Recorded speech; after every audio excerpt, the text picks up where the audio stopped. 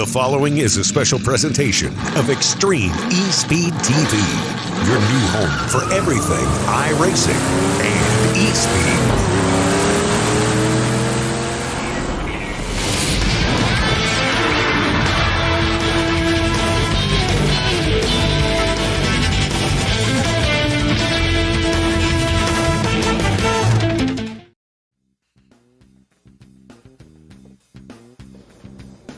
Welcome to the third annual Mike Westbrook Knoxville Nationals for the Steve King Foundation.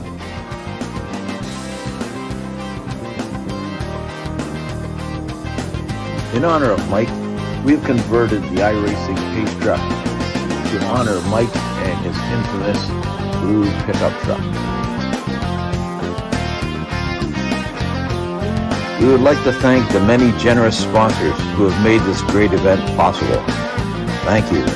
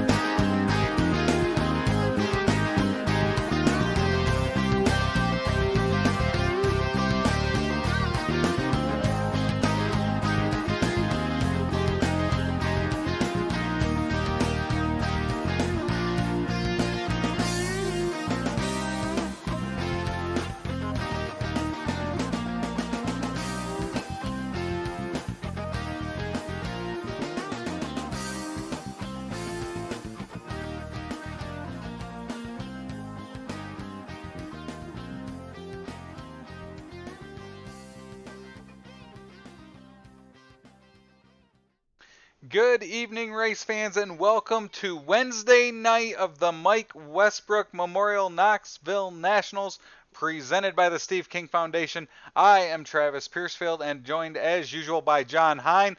John, we have a night full of racing tonight and some fun activities planned for on the track.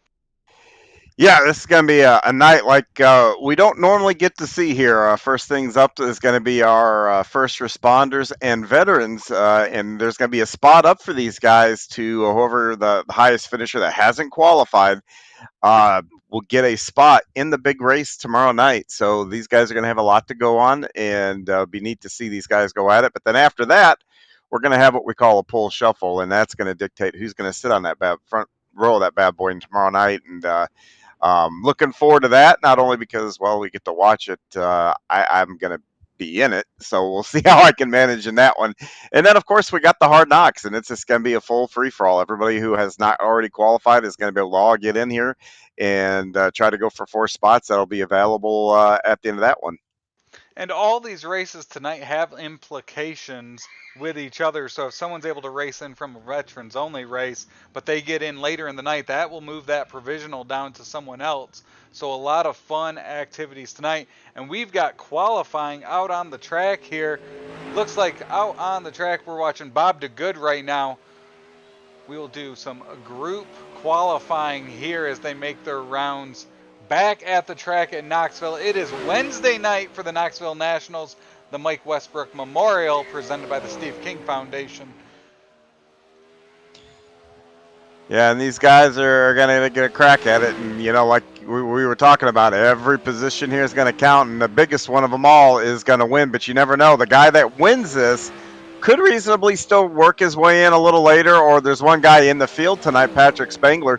Well, he's already in. You'll see him a little later on in the pole shuffle race. So you never know. You want to get up as high as you can here in the finishing order. You can see the times over there. It's Jeff Barker shooting to the top of ABR Setup Shop qualifying here at Knoxville.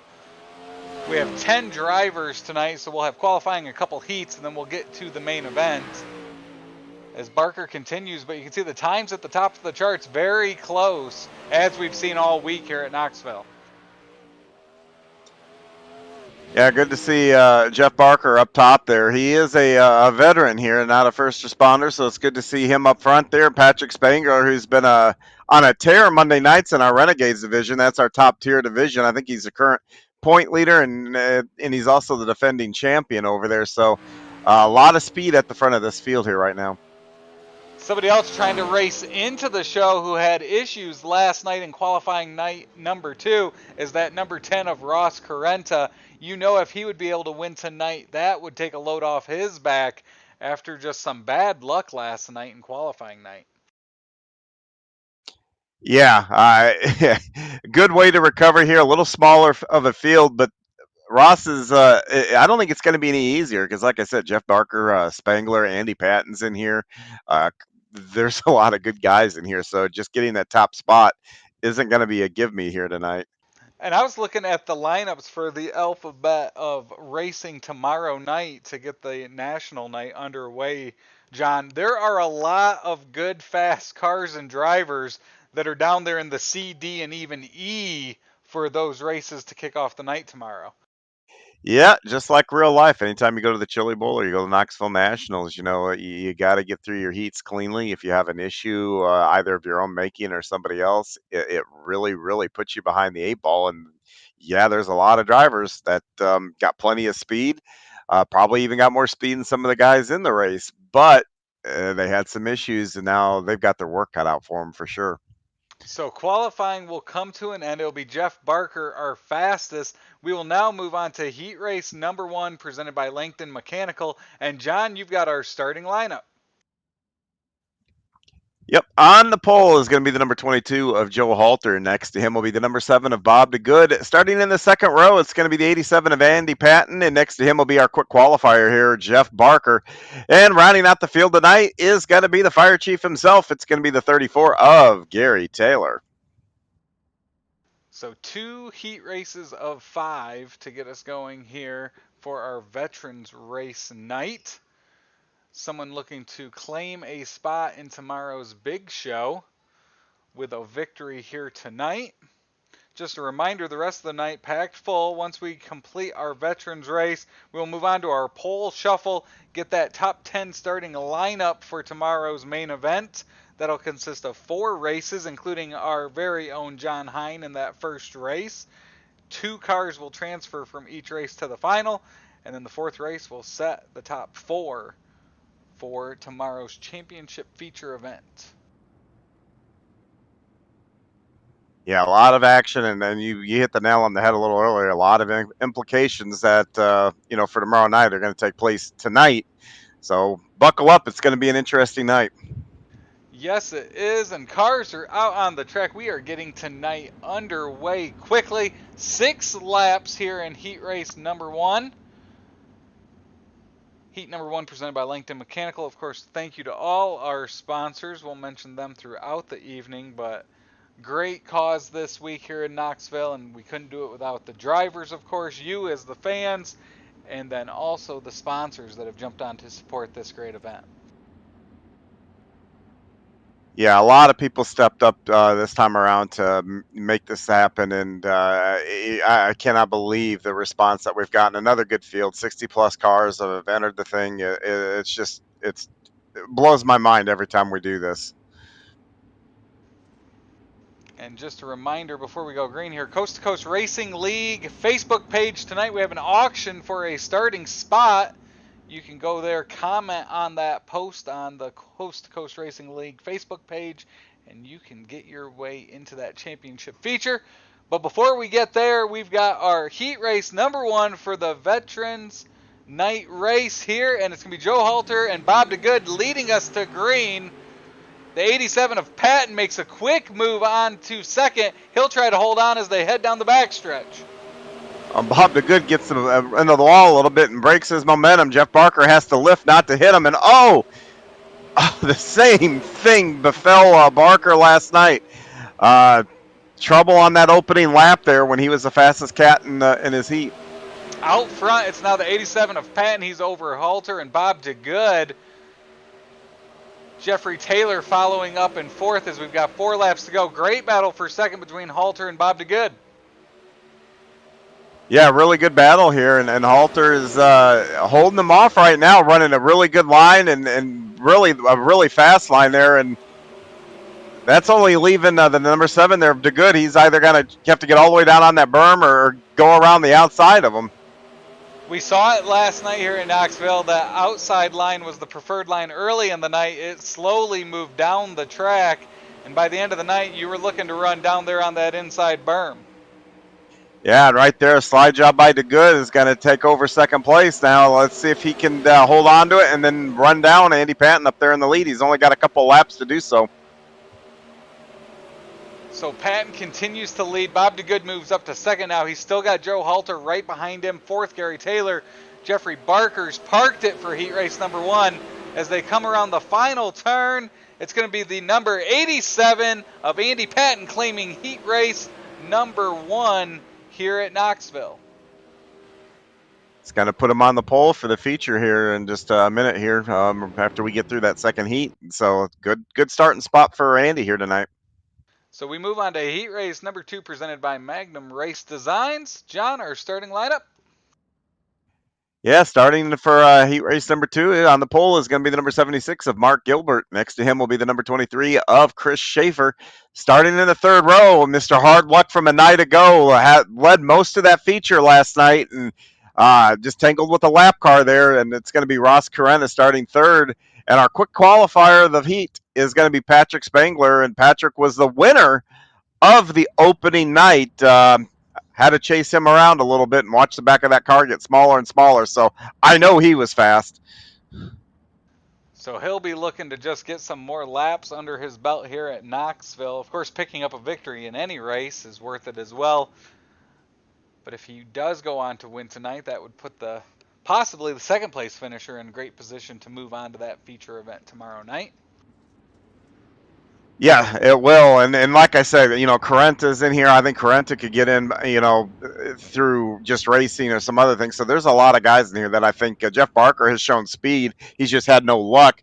There's a few of these guys that I think can make their way in either in that Hard Knox or even a little bit later tomorrow, coming through the alphabet soup here. So you never know what's going to happen. I think Roger was up here earlier and, before we went on air, and I think he said one time they did this, and what was it, the 4th or 5th place finisher got the pass in, got the free pass, so you never know. It's a get whatever you can in that feature event tonight, and it could possibly be your number that's called to that feature tomorrow night. So every position will matter, just like it was last night with points involved. There were battles throughout the field, just anyone trying to catch any point or position that they could before that checkered flag wove. Yeah, it puts the drivers in an interesting spot because all of a sudden you have to be all take and no give, and that could create some pretty hectic moments on the track. So Gilbert and Schaefer bring us down the front stretch. We'll go green. 6 more laps here for heat race number 2 presented by Magnum Race Designs. 10 of Ross Carrenta looks to make a move as Spangler moves to that outside. He looks to make a move on Gilbert going into 3. As it come out of 3 wide here going down the front stretch, and a little contact, and Spangler holds on to it. Great save. Spangler's really the first one to get up there as high as he is for tonight. We saw that line preferred early last night, and now he continues to haunt Gilbert and try to get a lead pass completed out of 2. And Spangler accomplishes that. He gets the pass and is now up front in the lead, and he's had a lot of open track ahead of him here this week already. Like I said, got that win on the opening night. and he's already locked in for the main show. And we'll see him yet again in the pole shuffle here in a little bit. While Spangler leads, the other three battle for position. It's Schaefer at the line in second, but he's got Carenta and Gilbert all over the back of him down the backstretch. Yeah, these guys aren't giving each other any room or anything here, but it's creating some good racing here on the track, though, with 1 lap to go. You can see the 23 of Schaefer all the way downhill, exit high. Carenta entered high, exited low. As they come through 3, it's going to be Patrick Spangler around the outside, claiming victory in heat race number 2. Yeah, Carenta made that bottom, exiting on the bottom work. Yeah, he didn't quite get the second, but man, he made it close. So that moves us on to, we'll have Flatline Racing Bodies intermission here before we go to our feature event. Be 10 cars on the track. Winner, of course, able to lock themselves in. And as we mentioned earlier, as they complete some warm-up laps out there, we'll go through some of our sponsors supporting us this week in Knoxville: Langton Mechanical, Flatline Racing Bodies, VMR Wraps, Young Gun Creations, 21 Designs, A&J Custom Creations, and Rudine SRC Sim Racing Concepts coming on board as well for this week. Some of our great sponsors, we'll go through the rest of them throughout the night. As we move on to this veterans race, you've mentioned, John, a lot of cars are going to be fast and able to claim victory. Anyone sticking out to you as seeing this as an opportunity to get locked into tomorrow's feature championship race? Yeah, 2 guys come to mind here, Ross Carenta and Jeff Barker. Both of those guys have shown incredible pace. We saw Ross lead most of the feature yesterday, and then we saw Jeff also. He qualified P3, had issues in his heat here. So I think if he can get some laps in, and remember that incredible B main that he ran last night. I just forgot about that until now, but he went from, where'd he go? He was from like almost the back of the pack and missed the transfer by 1 spot. He was just picking them up and laying them down in that B. So we know he has speed. So I think those 2 guys, I've got those 2 guys circled as the guys that are probably the most keen on trying to get in through here. And last night we saw a lot of racing action that caused some issues. Jeff Barker was one of them that just could not get going. Started at the back because of some fast times in qualifying. Working his way up caused issues and really was never a factor last night just because of some issues back in the pack as he tried to move up towards the front. Yeah, and he wasn't the only one that ran in that last night. I think we had 3 or 4 of the top 10, maybe top 15, didn't even make the show last night. So, and that goes back to when you're dealing with points like how things are set up this week, everybody's got to go. You can't say, all right, hey, yeah, go. I'll see if I can get you a little bit later. You've got to fight tooth and nail for every spot, either to get it or to hold it. And, that can just cause some problems on the track. It doesn't mean anybody's right and fighting that hard or trying to not give each other room. It's just a box that the drivers are in this week, and you just got to go for it. So last night we completed night number 2 of qualifying, which kicked off on Monday. 10 drivers in tonight's pole scramble are going to be Patrick Spangler, Randy Shreves, Brandon Templeton, Jonathan Short, Josh Whiteman, Jesse Atkinson, John Hine, Matthew Croakey, Kevin Fry, and Jack Clevenger. So those will be the 10 that are locked in and will battle for a pole start tonight. Of course, 16 total already locked into tomorrow's championship feature event. So they are getting ready for tonight's Veterans and First Responders feature race here. And once they get lined up, John, we'll bring our starting lineup and get our first main event of the night underway. Yeah, and looking at that starting lineup, on the pole is going to be that number 87 of Andy Patton. Next to him is going to be Patrick Spangler. Starting in the second row tonight is going to be the number 7 of Bob DeGood. Next to him will be the number 23 of Chris Schaefer. The 22 of Joe Halter and the number 10 of Ross Carenta are going to occupy row number 3 in the 5th and 6th spot. In row 4 is going to be Mark Gilbert and the the snake bit, I guess I should say, Brewerton Beast there, Jeff Barker. He'll start 8th, and Roger, I do not believe is going to run this. I think he's there admitting it. So, yeah, got to be fun. We got a couple guys really fast in the back. We got a couple guys really fast in the middle. You got them up front here. So, like I said, not as many cars as what you're going to see a little later for the Hard Knocks, but this is going to be every bit as tough to try to win this thing, I believe. So they will head out onto the track. I was looking just because, and not to pick on Jeff, but he had a rough night last night. He's currently slated in that D main. Yeah. And a win tonight to lock yourself in. That could do wonders to your week, especially if you've had any troubles up till tonight. Yeah, absolutely. That'll turn your fortunes all the way around and get you. And the cool thing is, if you can win here, you can relax the rest of the night and start maybe working on your setup for Thursday. Because it will be a little bit longer of a race, so you're going to have to put more fuel in it. That's going to change a little bit of the handling, especially early on. There is some work for the drivers that are locked in that they have to do to get ready for that. So 25 laps here in this main event for the veterans and first responders, as it's going to be Andy Patton and Patrick Spangler leading us to green here at Knoxville. And the green flag is out. 25 laps around Knoxville. A spot in our championship feature on the line. It's Patton shooting out to the front. Spangler not far behind him. 3rd through 4th continue to battle for position down the backstretch. And the one guy on the bottom is Jeff Barker. He's picked up 3 spots, I believe, at the line already on lap 1. He's moved up to 5th as he continues. Now he's got his sights set on Carenta as they're 3 wide down the backstretch. He's got the 76 of Gilbert to his outside through 3 and 4. Yeah, he's the only one hooking that bottom. And Ross Carenta now goes down there as he takes over 3rd.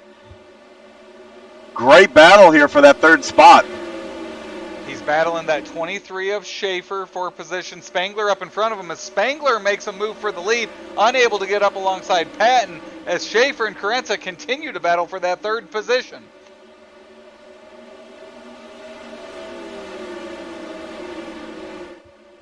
You know, there's a lot of grip out there to be had still, so you can move around, and if you can get your car in the right spot, boy, you can make it go super fast right now. It'll be 20 laps to go this time by. It continues to be Patton out front, Spangler in 2nd. Jeff Barker, who moved up quickly, stalled out his run. He's still in 5th as the front 4 have pulled away from the rest of the pack. And Spangler continues to look for something to get up to the rear of Patton. Andy's doing a really good job of holding him off right now, and Patrick is looking everywhere to try to find a spot here to get around him. Back in the pack, you've still got Gilbert and Barker battling for that 5th position. Gilbert gets a little sideways through 1 and 2. That'll open up the door not only for Barker, but for Gary Taylor as well. Yeah, Gary's got a nice run coming out of turn 4 there. Try to get up on Barker, and the contact between the two. Great battle. Spangler will dive to the inside of Patton through 3 and 4. He'll slide up in front of him. Patton will try to battle back on the inside, but it's going to be Spangler at the line with 17 laps to go. Great move by Patrick Spangler here, and now he's already starting to stretch it there on Andy Patton. So Spangler. Sorry, go ahead. I was going to say Spangler starts to pull away from Patton. Now Patton battles. He's got Carenta coming up on his rear. Yeah, and keep in mind that battle, Patton's not in, and neither is Carenta. Spangler is. So the battle for the transfer position to make the show is actually between Patton and Carenta at this point. So Carenta will try to continue to chase down Patton as Spangler started to check out on the field with 15 laps to go. Barker's still in 5th, Gilbert following him in 6th as they continue to battle, and Joe Halters made a move on Bob DeGood for 7th.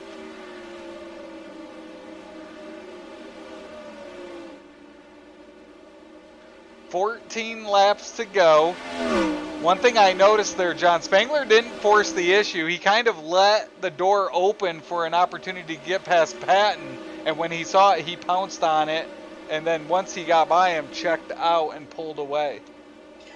Yeah, Ross is a really good driver. You open the door for him, he's going to walk right through. You cannot make a mistake in front of that guy. And I don't know that Andy necessarily made a mistake. He just left him enough room for him to make the move, and Spangler got it. Pat and Carenta have stayed up now with Spangler. They're about 3/10 back. Patton, Carenta right behind him, though, as this top three continues to battle. As mentioned, the battle for the transfer to the championship feature tomorrow night is currently between the 87 of Patton and the 10 of Carenta, and Carenta moves to the inside through 4. Yeah, Carenta's got a nice look in his inside, and looks like he's going to go for the slide job down here in 3 and 4 and completes it. Got a little bit of a crossover by the number 87 of Andy Patton. Let's see if he can slide him down here in 1 and 2. He'll slide up in front of him coming out of 2. Carenta's right there down the backstretch. He'll look to repeat the move in 3 and 4. Yeah, and meanwhile, Spangler's running the bottom, much like what we saw the feature last night. So Carenta currently holds that transfer spot to tomorrow's championship event as he moves around the 34 of Taylor at the back of the field. Patton will get by him as well. That separates the second and third place car, as now Patrick Spangler's used that battle to stretch his lead to over a second. Yeah, and 2 very different lines being run here between first and second. Looks like Spangler's just hooking the bottom on both ends, where Carenta, he's running a slider line on both ends, and looks like advantage Spangler right now. So Spangler continues to lead. 5 laps to go this time by. He's already locked into tomorrow night's main event, so that transfer spot currently held by Carenta in second, as Andy Patton continues to try to get back up to him for an opportunity to make a move on him before the checkered waves. Yeah, and the thing is, too, Spangler, he's going to be in this next pole shuffle, so he's got laps on this track. He's going to be nice and warmed up when we hit the track. Spangler's going to be ready to go. 3 laps to go now, and he continues to lead. His lead down to about a second through 1 and 2. Carenta continues to try to chip that lead away, but will he have enough time as they come to 2 to go this time by? Yeah, he really is closing up here. That lead now a half a second through 1 and 2. Really making a move on Spangler. He'll close it up even more down the back stretch.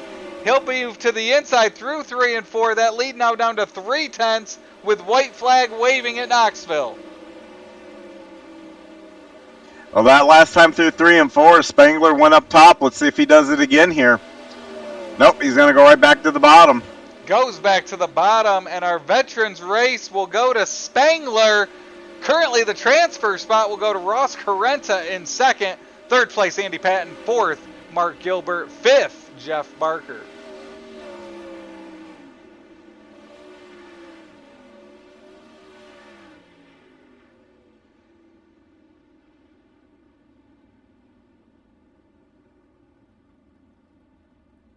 So they will get parked on the front stretch here. We'll interview the top 3 finishers as usual.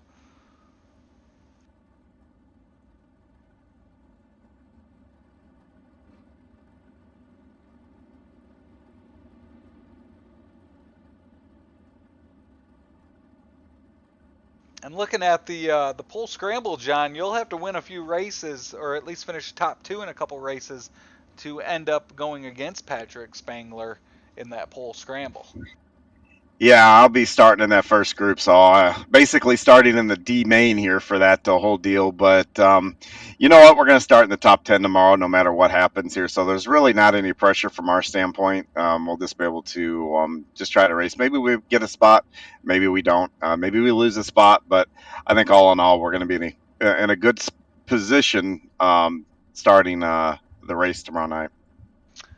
Well, John, it looks like we have some of our top podium finishers. Joining John now is the 87 of Andy Patton, our third place finisher. Hey, Andy, this is John up in the booth. You got a copy? Hey, John, how you doing, buddy? I'm doing good. Man, I tell you, you look quick out there, able to go P3. That's going to be a good spot, depending on maybe what happens here over the next day and a half or so here. Tell me about your run and how'd the car feel for you? Well, I had a one of Patrick's setups that he gave me, so that'll make you fast. And it did. I mean, I started up front and I led some laps, and I knew Patrick would get by me eventually. It was only a matter of time. And then I tapped the wall and made it easy on him. But that was fun. I had a great race. Well, at least you got your hands on a set, though. That probably will help you out come tomorrow or even a little bit later tonight in the Hard Knox. So how do you feel about the Hard Knox here a little bit later? What do you think your prospects are? I actually was only going to run the vet race, so I don't know. I don't even know if I'm qualified to run that. Did you make the show on Monday or Tuesday? No, I didn't run. Yeah, you can run the Hard Knox. Oh, okay. Yeah, it'll be just like a normal weekly deal. Everybody will go in, qualify, run the top everything, and the top 4 will transfer immediately to the finale tomorrow night. So there's something on the line. Yeah, you can get in there and then try to secure your spot that way. That'd be cool. So anybody like to? Yeah, more racing. That's always good. Anybody you like to give a shout out to? Well, obviously to Mike Westbrook's family and everything for this memorial. It's always a great thing to do, and then run the veterans race is just makes it even better. But you guys for putting on a great show, and Roger for putting on an excellent league. Really is probably the best league on iRacing as far as I'm concerned. Well, we're glad it's the best league because of guys like you that come and support it. So thank you very much for all your support and all your effort, especially adminning and everything else. Ladies and gentlemen, that's Mr. Andy Patton, our third place finisher in our veterans race. Thanks, John. Yep. Now joining us, our second place finisher, Ross Carenza. Ross, it's Travis up in the booth. You got a copy? Yep, I got you. So, Ross, we obviously watched you last night. Very fast car in that main event last night. Didn't work out for you there, which puts you behind for tomorrow night. You come out here tonight, get a second place, currently into that transfer spot. How much pressure did you feel coming into tonight, knowing there was an opportunity to improve your evening tomorrow night? Yeah, I mean, obviously, yesterday wasn't what we wanted to happen, but stuff happens. It's no big deal. I didn't think I was going to be able to make this race here tonight, so I was going to run the Hard Knox and then hopefully get in through there, or obviously have to run the Soup tomorrow. But this now takes a little pressure off. I think I still am going to try to improve position. Plus, if I can try to improve position, then I think it would give Patton a spot for Thursday night, or tomorrow. When you're part of an event like this that's multi-days and each night can affect what your outlook looks like, especially towards that championship race, how do you kind of change your mindset where there's going to be ups and downs versus a normal night where it's kind of within that night you can put it away, whereas during this you have an entire day or an entire couple days to think about what happened prior?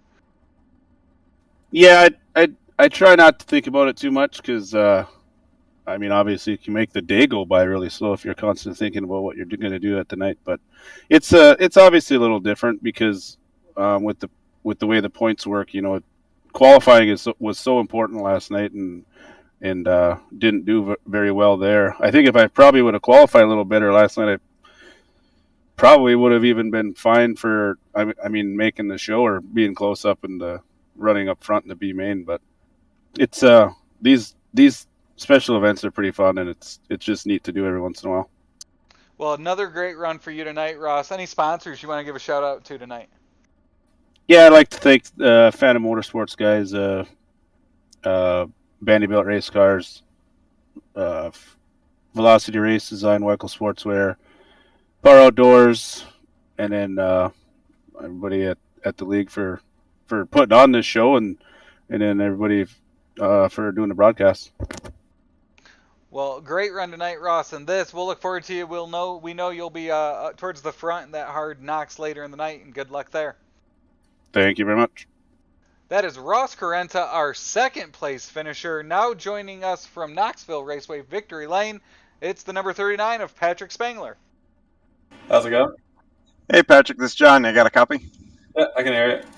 Hey, bud. Well, so far you're perfect this week. You got to win Monday. You got to win now tonight. What are your thoughts here going into the pole shuffle? And also, what are your thoughts on how well you just ran there? Did you learn anything for that pole shuffle? It kind of threw me off watching the feature last night because nobody was on the top, where the first night everybody was on the top. So I noticed that. Yeah, so I wanted to try the bottom here. So I was working it pretty good there through the middle of the race. So I don't know what the track will be like during the pole shuffle. So I was trying to just get different lines, trying to cut down and high line, low line. So. Well, I know one way that you could probably enjoy the race tomorrow is just go sit over at the Dingus and just kind of tune on and watch the broadcast here tomorrow. And I think that'll set you up just fine, right? Yeah, something like that. Well, man, I tell you, like I said, it's impressive. You're undefeated this week, having a great week here. I really don't know. I have any other questions other than you're fast and you're learning here as you go. And like I said, that pole shuffle here coming up. What are your thoughts on that? And, not to give any strategies away, but what are your thoughts on it? It'll be interesting. I didn't even look to see what the track state will be if it resets between each or if it just carries over through them all. But 4 laps, so it's a different setup. And, it's going to be probably a slider battle, I'm imagining. And it's going to be all fast guys. And I know you have guys like Satterfield, Helms are coming from deep. Some good guys that don't usually race in the Coast.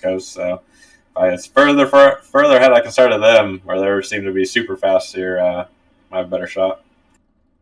Well, hey, good luck in the pro shuffle, and good luck tomorrow night in the main event here. We'll look forward to seeing you. Anybody want to give a shout out to real quick? Yeah, shout out to Training Wheels Racing, Tyler's startup team, and we're starting that out. And then shout out to you guys for putting on the broadcast, Roger for putting this on, Westbrook family for Memorial Race here, and all the sponsors to help put this on, and just a fun event that they do each year, and I like it a lot. All right, man. That is Patrick Spangler, our winner in the veterans race, and we're going to see him in just a minute or here in the pool shuffle. So with that, John, our veterans only race comes to an end. It's going to be Patrick Spangler, our winner, but getting that transfer spot to tomorrow's feature championship event as of right now is Ross Carenta. Of course, if he races his way in, that will go to Andy Patton.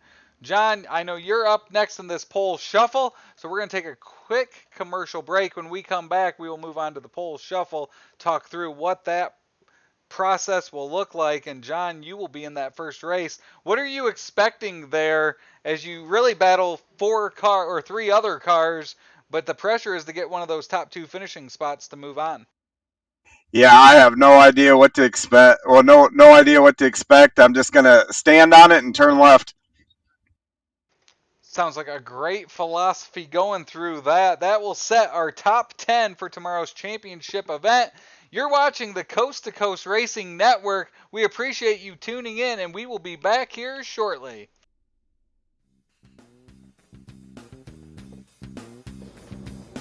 Welcome to the 3rd annual Mike Westbrook Knoxville Nationals for the Steve King Foundation.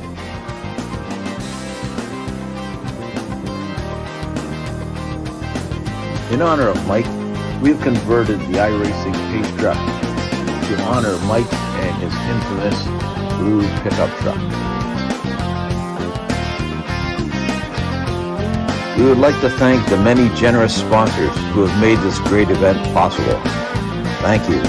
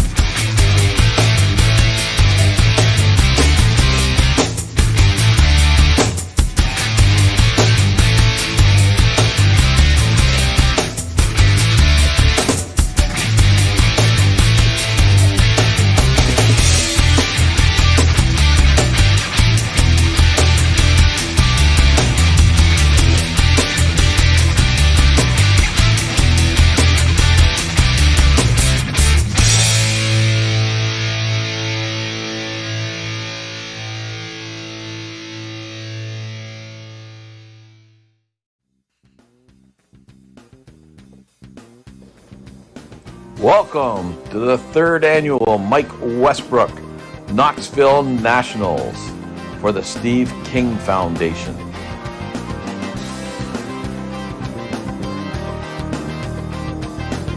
In honor of Mike, we've converted the iRacing pace truck to honor Mike and his infamous blue pickup truck.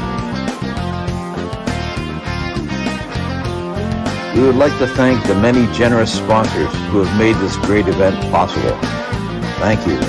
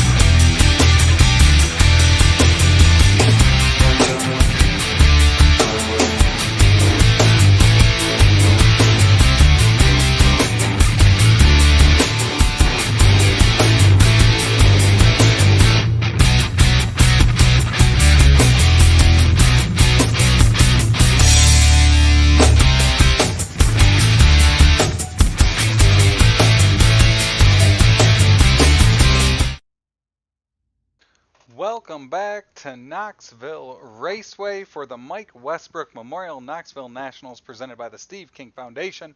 We move on to our pole scramble. This will set the field for the top 10 fastest cars that have qualified for tomorrow's championship feature event. Our first race will have 4 drivers, including John Hine, Matthew Croakey, Kevin Fry, and Jack Clevenger. And the races tonight will be led by our specialty pace truck, which honors, of course, the one, the only Mike Westbrook and his truck, baby blue truck. You can see it there in the pits. Our Mike Westbrook Memorial pace truck will be driven by Preston Kramer tonight. So the pole scramble. First race will be drivers who finished 10th through 7th in points in our qualifying nights. Top 2 will advance after 4 laps. Second race will include the 2 that move on, plus the guys that finished 5th and 6th in points, and so on. As you get a great look at that Mike Westbrook Memorial truck. And Dylan drives a truck, as you've seen during some of our promotional spots, that is similar to that vehicle as well.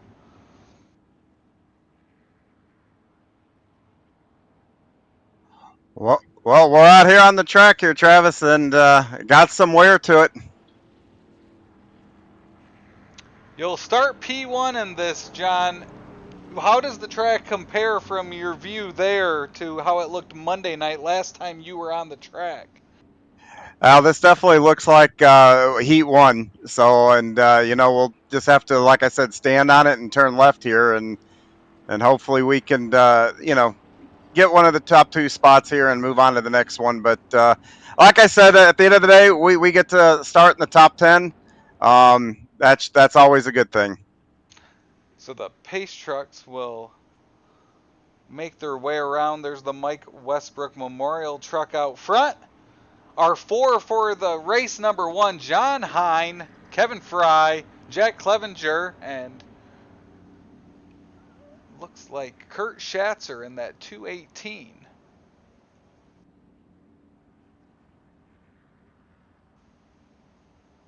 So we'll go around, we'll have 4 laps. The top 2 will stay out on the track. The second 2 guys will fall off. 2 more will join. And by the end of it, we will have our starting lineup for tomorrow's main event.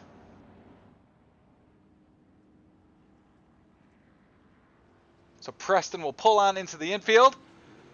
John Hine will lead us to green, and we are underway here in our pole scramble. John Hine shoots out to the front. It looks like Kurt Schatzer makes a move. It's going to be Jack Clevenger up to second. As mentioned, the top 2 will move on. John Hine continues to lead after lap number 1, as it's Clevenger in second, but he's got Kurt Schatzer all over his rear through 1 and 2. Completing lap number 2, John Hine out front. Clevenger continues to hold off Schatzer. They make contact. Schatzer will move to the outside through 1 and 2. He'll make the pass coming off of 2 as Clevenger falls back in line behind him down the backstretch. They make contact. They'll slide up into that outside wall. Opens the door for Kevin. Kevin Fry will move up into second with John Hine out front by over a second.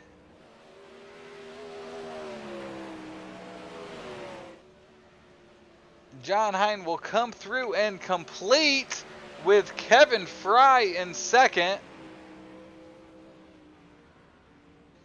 And that will complete race number 1, as it will be John Hine and Kevin Fry advancing to race number 2. Preston Kramer brings that beautiful pace truck back out on the track to pace the field.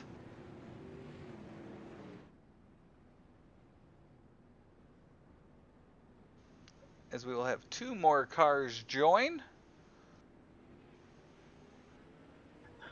Well, track is racy fast. Not a whole lot of lifting needed here. You just be able to point it and then get through the corner, and it's going to make the next one here a little more difficult, at least from my standpoint. I'm going to have guys in front of me here. You had the benefit of starting P1 there. Now you've got the 24 of Josh Whiteman and the 127 of Jesse Atkins in front of you.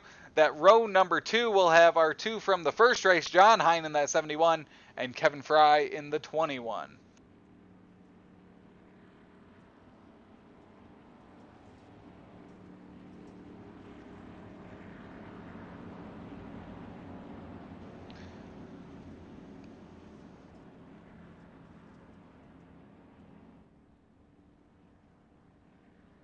So they make their way around. Preston will pull on into the infield. And Josh Whiteman will take us to green. Great start for the 24 out front. John Hine shoots up to third, but he's got the 21 of Kevin Fry right along beside him for third, as the 127 of Atkinson tries to make a move on Whiteman for that lead. Lap number 1 complete. It's Whiteman, Atkinson up front, your top 2. John Hine in 3rd, making up ground on those front 2. Reminder, top 2 transfer to our race number 3 here. Whiteman run in the middle of the track, leaves the door open to the outside for Atkins. John Hine battling on that inside, looking to get in one of those top 2 spots as Atkins and Whiteman battle. Coming out of 4, it's going to be Whiteman and Atkins. It's going to be Atkins at the line. And one more lap around as John Hine looks for an opening to get up into that top 2. It's Whiteman to the inside, Atkins to the outside.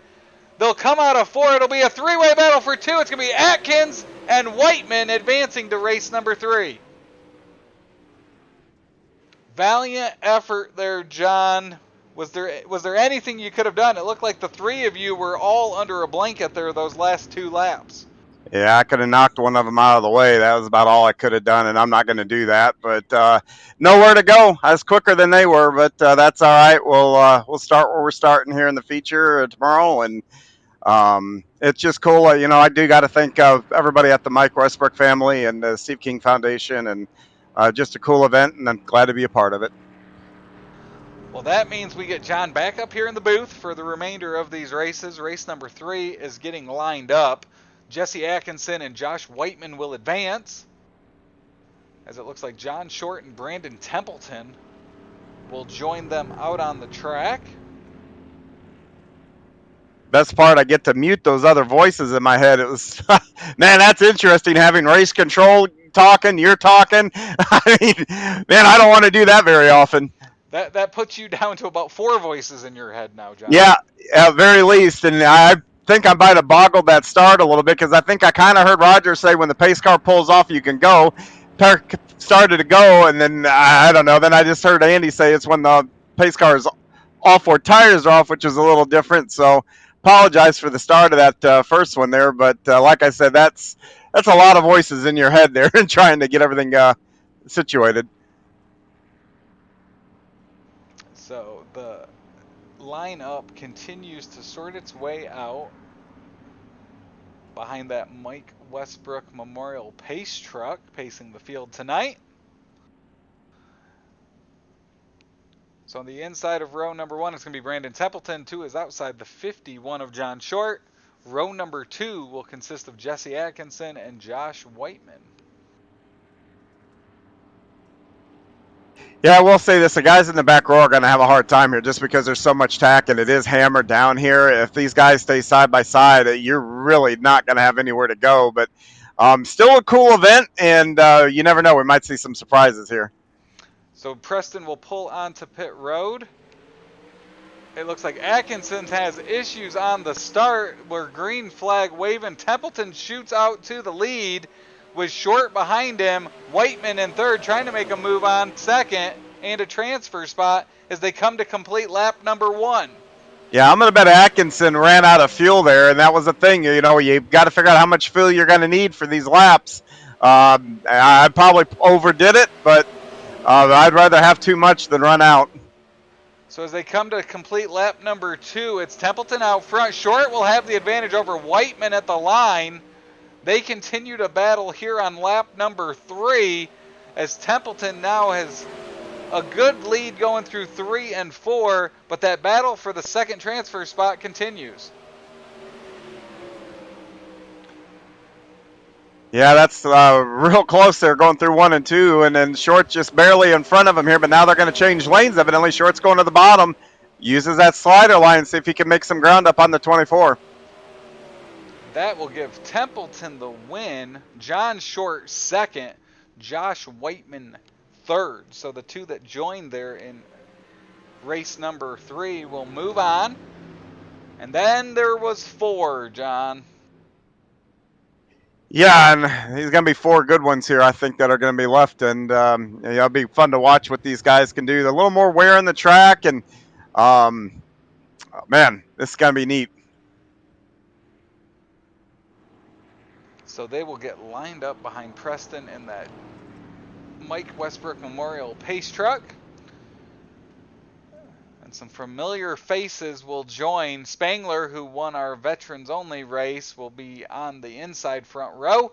And to his outside, Randy Shreves, who we watched last night, joined by Brandon Templeton and John Short from our last race there.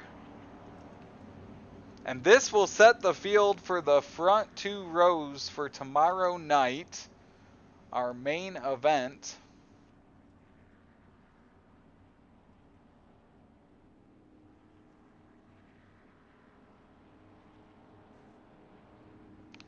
As they make their way down the backstretch.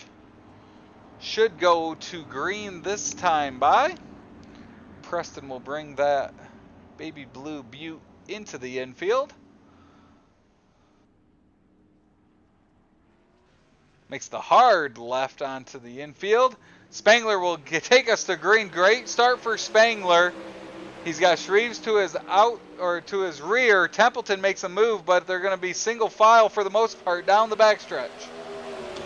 Yeah, and right now I don't know if I would be playing a little strategy if I'm in John Short's position. You know, do I drop back to 4th so I can have an outside second row, or do you want the inside second row, or do you want the inner? Even for the win, you know what? I think I'd rather start on the outside for that feature. So I would be running for 2nd if I was in this one here, 2nd or 4th. And you watch as Spangler continues to lead. Shreves will make a move to his inside. They'll go down the back stretch here. Shreves to the inside. He'll look slide up in front of Spangler. Spangler will battle back on the inside as they come to 1 lap to go. They're side by side at the line. Shreves has momentum through 1 and 2. They continue to be side by side now for 3rd. There's a battle. But up front, it's going to be Spangler slides up in front of Shreves. It's going to be a race to the line. And it's going to be the 56 of Randy Shreves winning the pole shuffle. Well, that was close there at the end. He kind of, but the 4 laps happened so fast. It's like, no, keep going. There's the battle for the lead. There started to be a battle back there for 3rd as well.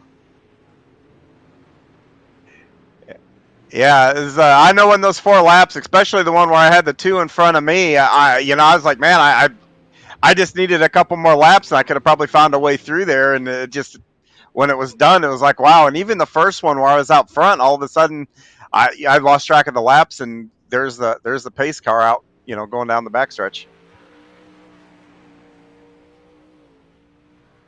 So Randy Shreves will pull there on the front stretch in front of the Knoxville Raceway victory lane.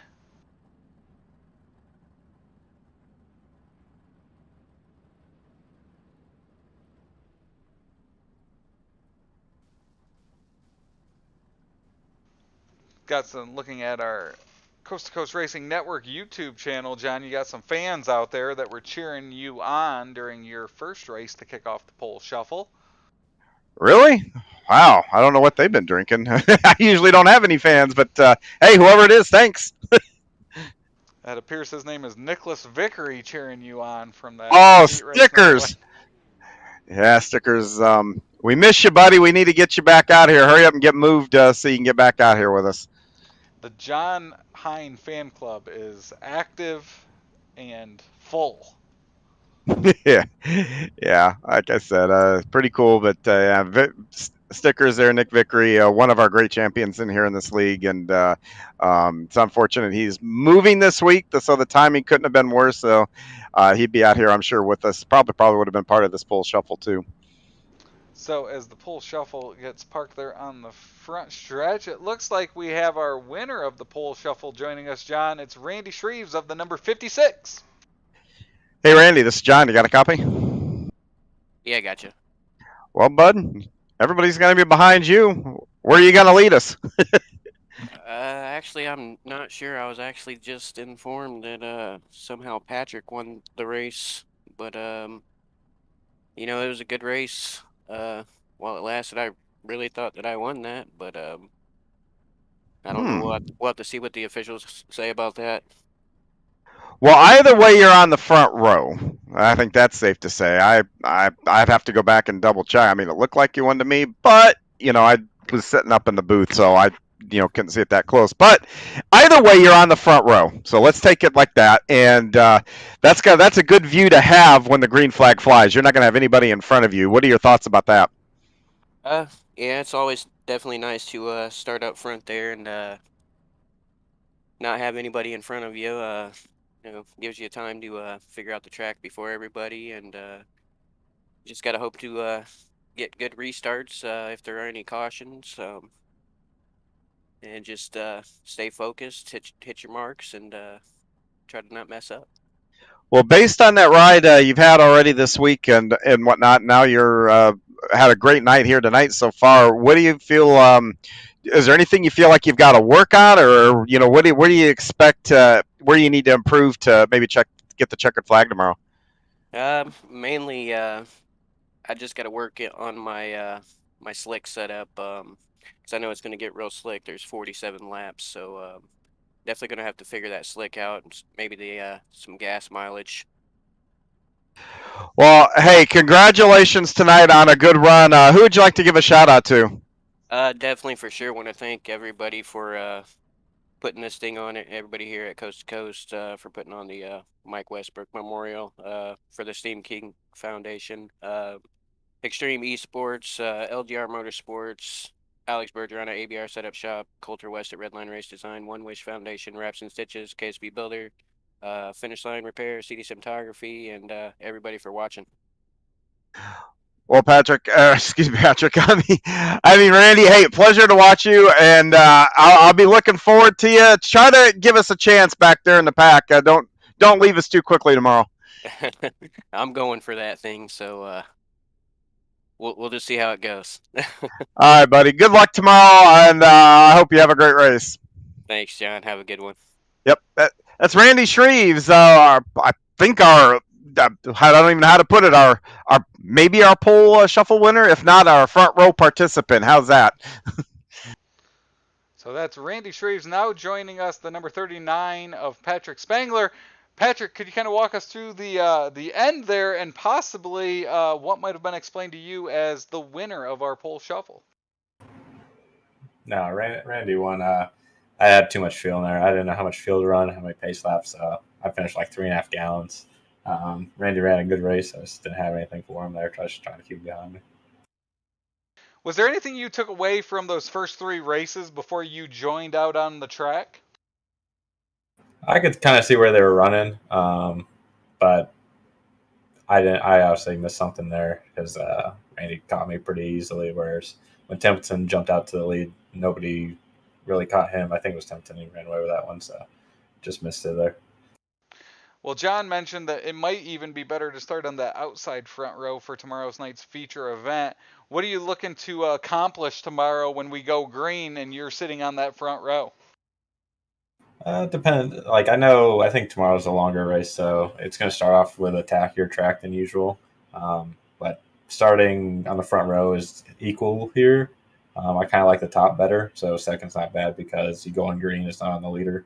So starting on top, I'm pretty happy with, and hopefully the top will come in. I can just ride up there and hopefully stay ahead of everybody. Well, congratulations on another solid run here in the pole shuffle, Patrick. Any other sponsors you want to thank tonight? Just Training Wheels Racing, Dan Uncle back home watching. You guys for putting on the broadcast. Roger for running the league and organizing this, and just everybody that's given to the charity. Thank you. Well, great night, Patrick. We will see you again tomorrow night, starting on that front row of our main Knoxville Nationals event. Yep, thanks, Simon. So, John, that completes the pole shuffle. We've got the starting lineup for tomorrow night's championship feature event. Next, we move on to our Hard Knox. Before we jump to that, anyone racing in the Hard Knox looking to make that feature event from transferring onto that, what do you expect in this Hard Knox event? Well, I am already there, and I've counted the haulers, and we're up to 44 guys going to be racing in this. So I'm going to say expect the unexpected. This is almost a go and go home scenario. I mean, you got those 4 spots that are basically the passes into the main race. I think those guys are going to be willing to do almost anything to grab them. So I think you're going to see a little bit more of an aggressive race, but man, these guys are going to go for it. I'm sure, even from the point of qualifying right through the heats all the way through the main here tonight. Well, our exciting night of action from Knoxville Raceway continues. We're going to take a quick commercial break. When we come back, we will move on to our Hard Knox night coming soon on the Coast2Coast Racing Network.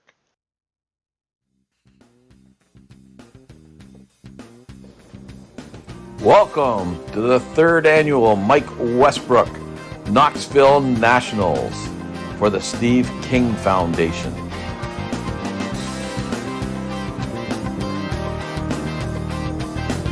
In honor of Mike, we've converted the iRacing pace truck to honor Mike and his infamous blue pickup truck. We would like to thank the many generous sponsors who have made this great event possible. Thank you.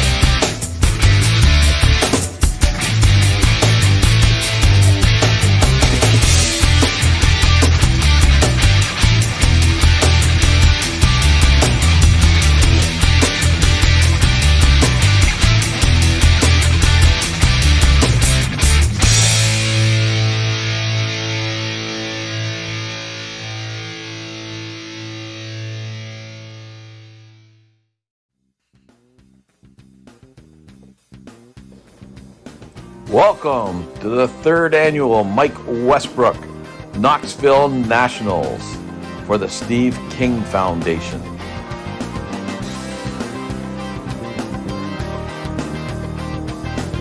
In honor of Mike, we have converted the iRacing pace truck to honor Mike and his infamous blue pickup truck. We would like to thank the many generous sponsors who have made this great event possible. Thank you.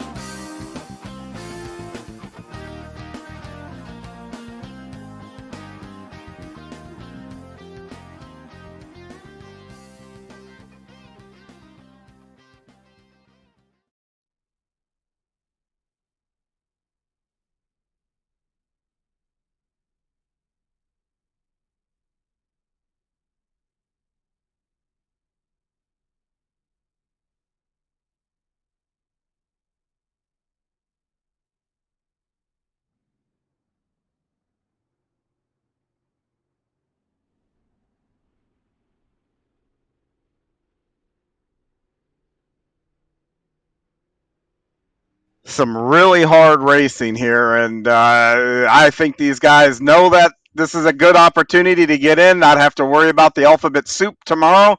You guys are, got 4 spots here. These guys know it, and I think they're going to go for it. So this is a chance for 4 guys to transfer into tomorrow's main event.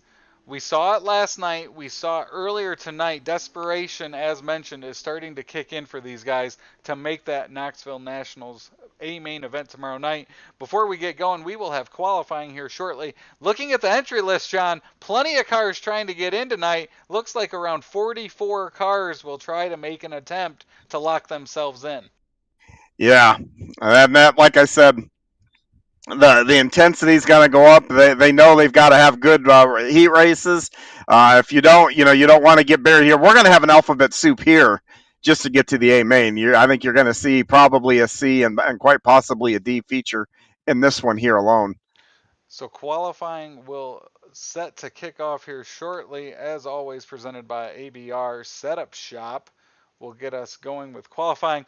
Some of our sponsors here this week at Knoxville: Coolray Heating, Cooling, Plumbing, and Electrical, Crete Sim Racing, ABR Setup Shop, Magnum Race Design, Got Your 6 Racing Network, Raven Graphics, Salty Dogs Racing Team, Velocity Race Design, Mauer Farm Management, and Gambler Motorsports.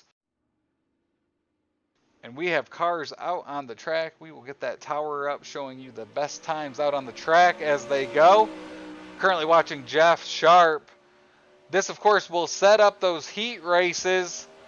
And as we've seen all week long, at least the last 2 nights we've been on the call, John, starting up front can be very important to making it to that checkered flag. Yeah, and then the big difference here, the qualifying isn't going to invert the whole heat race. So if you do get a quick time here, you're only going to the second row. You're not going to the back of a heat. So a little easier time to get to the A if you're at the back of one of these heats. But a lot of fast cars here, so I don't think any of these heats are going to be a cakewalk tonight. So you see Andy Patton there in the 87. He jumps to the top of the charts. Donovan Ross second. Now Garrett Pepier jumps to the top of the charts with a 15.25. They continue to come in furiously. And a lot of the fast cars that we saw, the ones that were in qualifying night number 2 last night, we are seeing them back on top of the charts tonight, John. Yeah, we are. A lot of the same guys that had a little bit of trouble, and even some guys opening night I see up there that I know that were quick and just got themselves in trouble in those heat races. And like I said, the big thing here, we're only inboarding 4, not 8. So, banging off a quick time here. There's no points for these times, but in the same token, you're going to not have to be, past 7 cars to get to the front if you're the quickest guy in your heat. So you can see the top 10 and then some over to your left. As it's now Tyler Wilson shooting to the top of the charts. Stephen Goldner, great time there. He'll be third fast. Yeah, and this is Goldner's first night out, too. So he hasn't even had a shot at it yet. And Goldner obviously is a former Renegades champ, wins a ton of those races here. So this is a guy that can get it done in these cars, too. So I'm going to tell you, the top of this list is just who's who. I mean, you see Kyle Moonen, Jeff Barker, Barker's a Hall of Famer, Moonen too, Goldner, they're either Hall of Famers or going to be future Hall of Famers all up front here. Garrett Pepiat, Chris Sabaski. I don't think Sabaski was here last night, so this is his first shot. Man, a really, really tough field. And with that, qualifying will come to a close. We will move on to Langton Mechanical Heat Race number 1. And John, you've got our starting lineup. Yes, a big field here for the heat races, 11 cars, and on the pole is going to be the number 95 of Michael Berthay. Next to him will be the 24 of Kyle Moonen, then the number 87 of Andy Patton, who we saw earlier in the veterans race, so he's back to take another shot at it. Next to him is going to be the 42 of Tyler Wilson. Starting 5th is going to be Keith Jackson, and to his outside will be Jeff Sharp. Starting 7th on the field is going to be Mark Gilbert, and then Brandon Dittmer. After that will be Gary Taylor, Roger Craig, and rounding out the field will be Jack Hitt. So that will look like, if I do my math correct, John, that should be 4 heat races of 11 cars. So we're taking 5 transfer? 4 transfer. 4 transfer, all right. Yep. Forgot to carry the 1. So it'll be Michael Berthay lined up there on the infield. 8 laps to complete Langton Mechanical Heat Race number 1. As always, thanks for tuning in. Thanks for supporting. As we mentioned earlier, Coast to Coast Racing League on Facebook has an auction up currently for a starting spot in tomorrow night's main event. Visit the Coast to Coast Racing League Facebook page and comment on that post for that. That will expire tonight at midnight. Yeah, that's the little more expensive way. I think Steve Maurer has the highest bid right now at $60. That's awesome to see that. That all goes back to the Steve King Foundation. But, yeah, that's probably the easiest path to get in the race. And a lot less stressful than trying to race your way through, especially tonight, as 44 cars look to claim 4 spots and transfer to tomorrow night's main event. Yeah, and the wild thing here is we see the guy on the pole of this heat up here that got the quick time is Tyler Wilson. He'll be on the pole of the B main tomorrow. So he's in a good spot no matter what happens tonight, I think. So they follow the iRacing Pace Truck presented by the Steve King Foundation, as it has been all season long. He'll dive on into the infield. It's going to be Moonen and Berthay leading us to green. And heat race number 1, presented by Langton Mechanical, is underway at Knoxville. Great start by Berthay. He'll jump out to the front. Patton looks to the inside of Moonen for second. And to tell you how hard it is to get into this feature this week, Kyle Moonen, our second place car here on this heat, he won last night and didn't get enough points to get in. The competition this week is insane, especially tomorrow night. Once you get to about the D main, it's going to be as competitive. And Tyler Wilson has a problem. Sorry. Nope, Tyler Wilson will drop back to 9th. He will drop off, actually. Dittmer and Gary Taylor also off. That leaves 8. That tough week continues for Wilson, who set quick time here. And like I said, he isn't on the pole. He is on the pole for the B tomorrow. And, boy, that's the best place to be if you're in that alphabet soup. But, all right, John, 5 laps to go. Keith Jackson holds on to that 4th transfer spot, but he's got Mark Gilbert all over his tail. He does, and that's where you want to be, that 4th and final. Get yourself in the show here tonight. Give yourself a chance to get one of those transfer spots. I would not want to be in any of these consies here tonight. I think these consies are going to get pretty wild. Up front, it continues to be Berthay over Moonen. Patton 3rd. Jackson continues to hold on to 4th as Gilbert continues to look for a move into that 4th transfer spot. But coming out of 4th, Berthay with 2 laps now to go. Yeah, Berthay is really holding a nice steady wheel there and just really running the same line lap after lap for the most part. But it's just a fast enough line that Moonen just really can't get around him anywhere. So the white flag waves. It's Berthay over Moonen, Patton in 3rd. Jackson continues to try to hold off Mark Gilbert for 4th and transfer. They make their way through turns 3 and 4, and heat race number 1 will go to Michael Berthay with Moonen, Patton, and Jackson, your 4 transferring on. Yeah, and this is the Hard Knox. This isn't even the real deal for tomorrow, and I'm going to tell you, transferring to the feature in this is going to be impressive enough. I think this is going to be a really difficult race to make here tonight. So with that, we'll move on to heat race number 2, presented by Magnum Race Designs, and John has our starting lineup. On the pole is going to be number 518 of Joseph Grandy. Next to him, we're going to see Dan McLaren. Next row is going to be John Helms and Chris Sabeski. Starting in the 3rd row will be Brennan Lacey and Joe Canellis. Starting 7th on the field will be Travis Snyder, and next to him will be Austin Marlett. Preston Kramer is going to roll off 9th. Next to him will be Steve Maurer, and rounding out the field is going to be a hometown race for this guy, for actually both Maurer and Bixler. I think both these guys are like 30 miles from the tracks. It'll be the number 75 is Steven Bixler.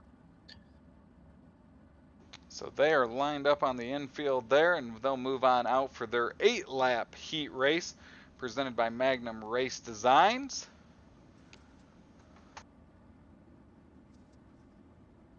And another great field here for heat race number 2. As a reminder, the top 4 will transfer on to our Hard Knox A main tonight.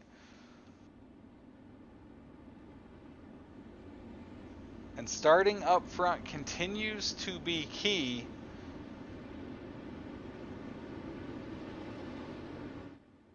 Yeah, I think all these, the qualifying is going to be it's going to turn out to be so important. You want to be in one of those top 4 spots. I think to get your way in is going to be difficult. But I'll tell you, there's one guy in here that I am going to keep my eye on. It's at 414 of Brennan Lacey. He's been on fire in the Renegades here this season. Picked up a few wins. Last season's Rebels champion. So that guy, he gets it done in these cars. So keep an eye on him.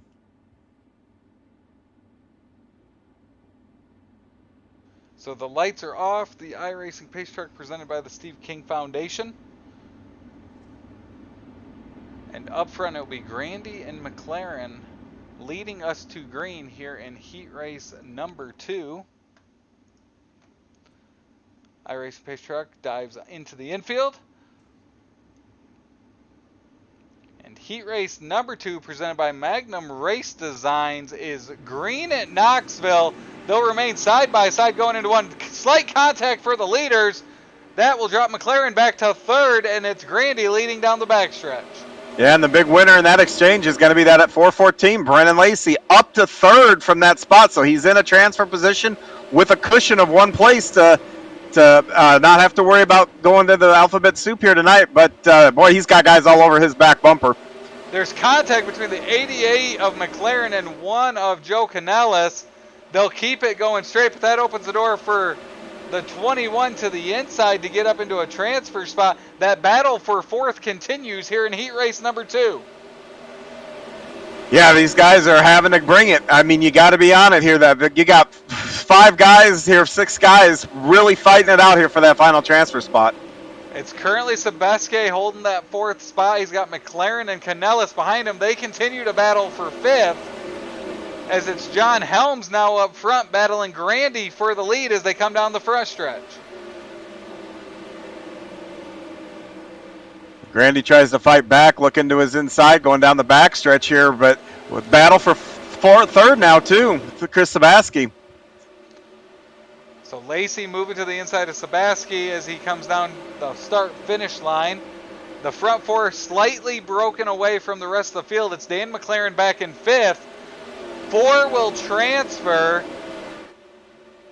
as Sabaski goes in hard in 3. He'll come out of 4 with momentum in 3rd place. Out front, it's the 18 of John Helms. Yeah, and I tell you, the 5th on back, they're watching these top 4 just drive away, and that's so frustrating because you think you're getting all you can out of that car, and those guys are just quicker. 1 lap to go here. We'll see if Sabaski can do something with Grandy here on this final lap. So Helms is out front. Sabaski trying to get 2nd from Grandy. Lacey will make a move for 3rd. He won't be able to complete it. It's going to be Helms with the win. Grandy 2nd, Sabaski 3rd, and Lacey 4th.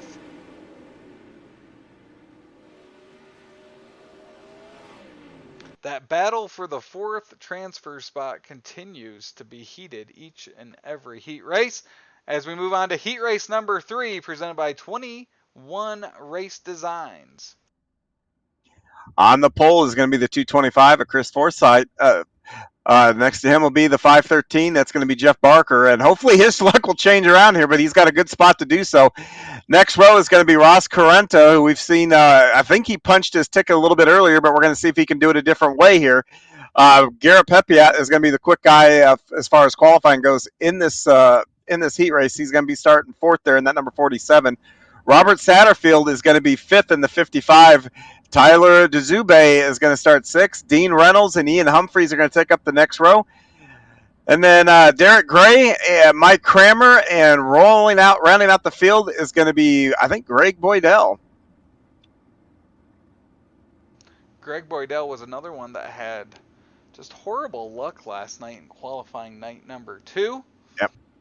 Yeah, and I think Dzube, too. I think he was up, running up, I think, in the top 10 in the feature, and I think got into the wall over in 3 and 4, if I remember correctly. But I'm looking at this top, 6, and I think any one of these guys, I would take them to any league, even with guys, the pro guys in it. Any one of these guys compete with any of those guys. So this is almost a murderer's row here of the heat so far. This is going to be the toughest one to transfer out of. So Forsythe and Barker will lead us to green. Pepiat had a fast car last night as well, along with Correnta. So those front, really 3 rows, all were making noise last night, looking to do the same here tonight at Knoxville. Yeah, Correnta led most of the feature there last night, so we know he can get it done, and he's fast. So the iRacing Pace Track presented by the Steve King Foundation pulls on into the infield. We will go green this time by. Forsythe Barker will take us green in heat race number 3 presented by 21 Race Designs. Green flag is out. Forsythe gets a good start there. They're 3 wide for 2nd as Correnta makes quick move to move up to 2nd down the backstretch. Contact for Barker and Pepiat. Barker's bad luck just continues. Shaking my head, but I don't know if that didn't hurt Pepiat's car. His car looks a little wiggly now. like he's having a hard time maybe driving it here a little bit.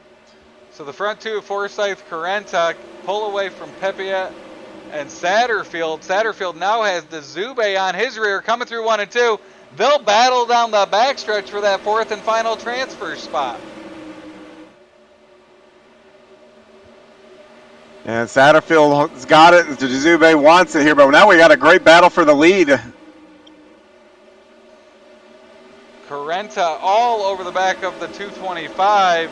And Pepiat is up there as well. Looks like his car is handling fine after that contact earlier in the race. We've got a three-way battle for the lead.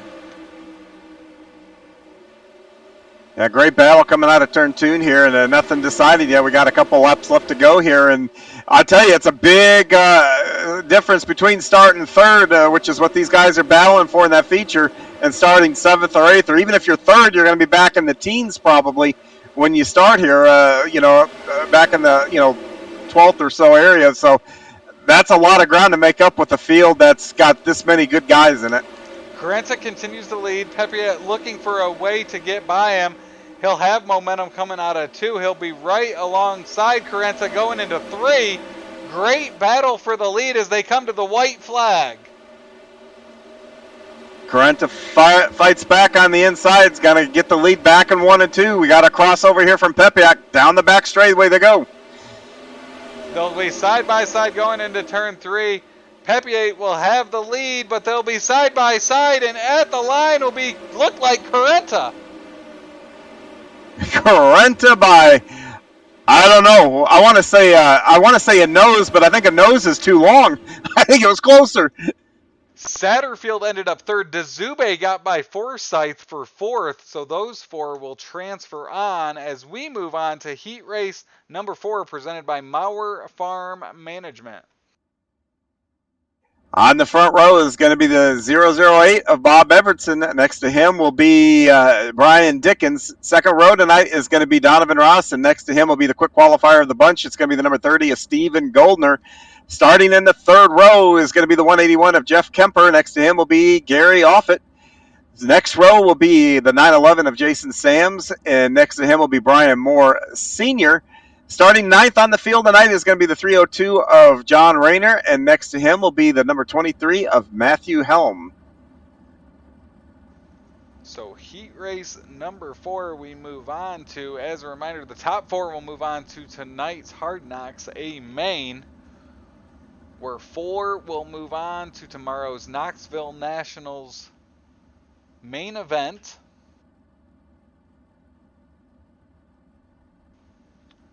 Looking down through the field, you've got Jeff Kemper starting in row number 3.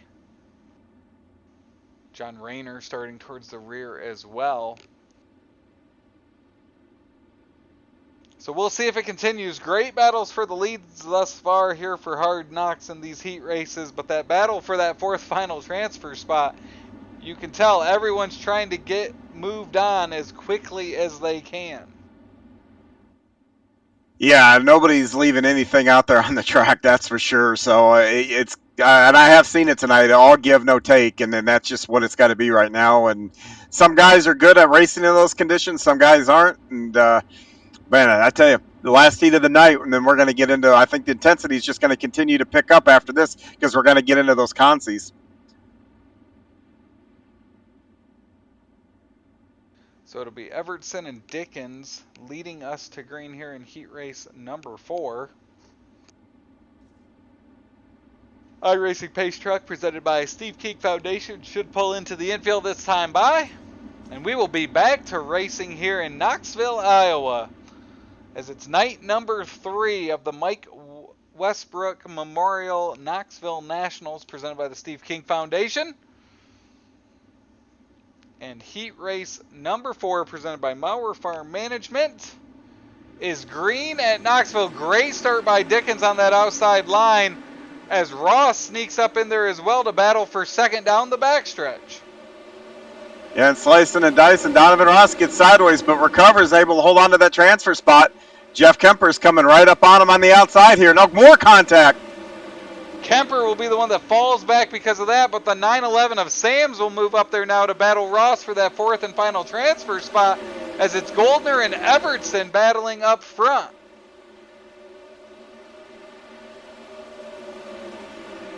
As they go into turn 1 and 2 here, and boy, I tell you, I don't know which battle to look at, the one for the lead or the one back there and then 3rd and 4th, and man, these guys are, like I said, not leaving anything out on the track here tonight. So Donovan Ross continues to hold that 4th and final transfer spot. 5 laps to go. It's Goldner out front holding off Evertson. In 3rd is Dickinson, as that battle for the lead continues through 3 and 4.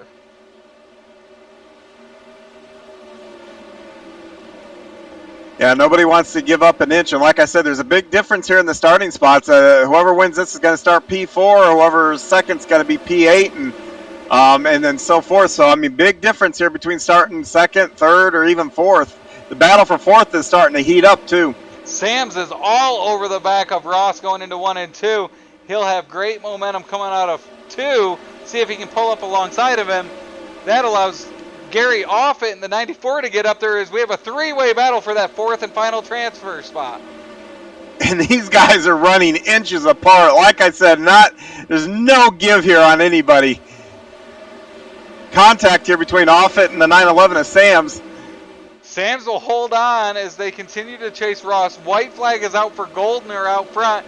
He leads Evertson. This battle for 4th quiets down at least for turns 1 and 2.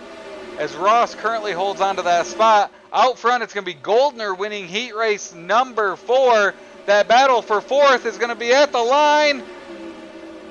And it's Ross getting that 4th and final transfer spot.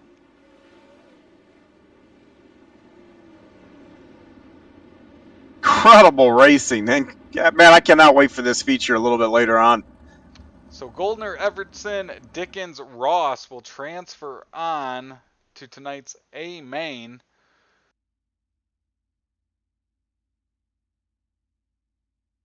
As that wraps up, we will move on to our consolation races.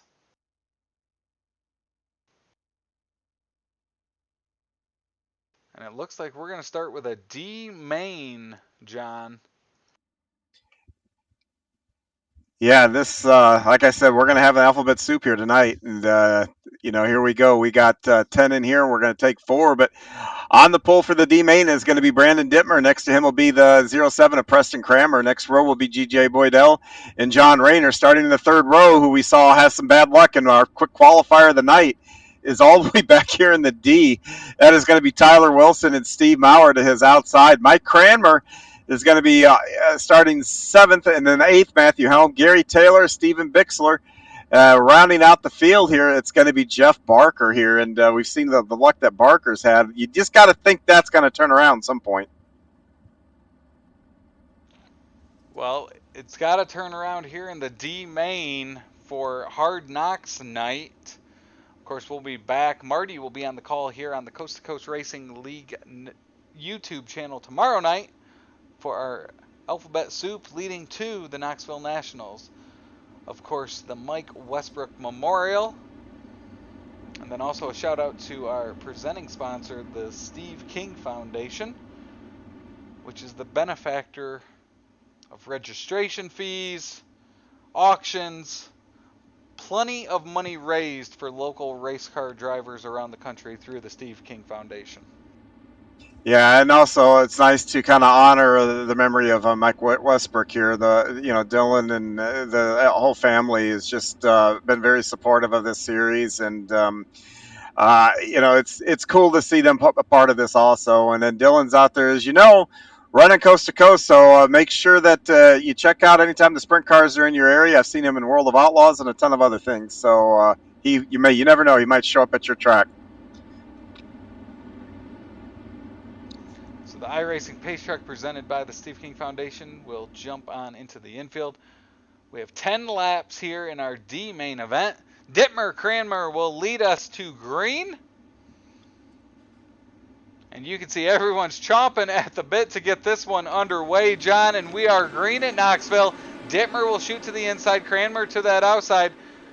Boydell will try to make a move as he's 3rd. Has Rayner right behind him for 4th. Yeah, and I think I just suffered a packet loss here. You're going to have to be on this call. Man, this still must be waterlogged. So while we wait for John, we'll watch this D main. It's Dittmer out front. The front four are stretched out. Rayner currently holding that fourth and final transfer spot for now as Tyler Wilson gets up there to battle, trying to move on to the C main. Tyler Wilson will take that line. He's using that inside line. He's got the 302 to his outside. They continue to battle down the backstretch. 8 laps to go. As Wilson will slide up through 3 and 4. That opens the door. Matthew Helm now getting into the picture for a transfer spot. Rayner and Helm will get together there. That'll break away the top 4. 4 will transfer onto our C main. It's Dittmer out front, Preston Cranmer second, Boydell third, Wilson fourth. Wilson in fourth, currently about 1 1/4 seconds over the 5th place car. Dittmer continues to lead. 5 laps to go here at Knoxville. He and Cranmer have separated themselves from the rest of the pack. Tyler Wilson's now moved up to 3rd after getting past Boydell. Boydell now holds that 4th and final transfer spot as he's about 2 seconds over Gary Taylor.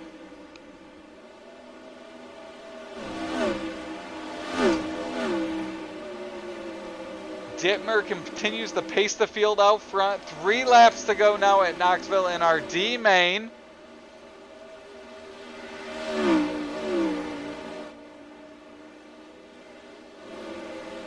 Dittmer leads Cranmer through 3 and 4. We'll have 2 laps to go this time by.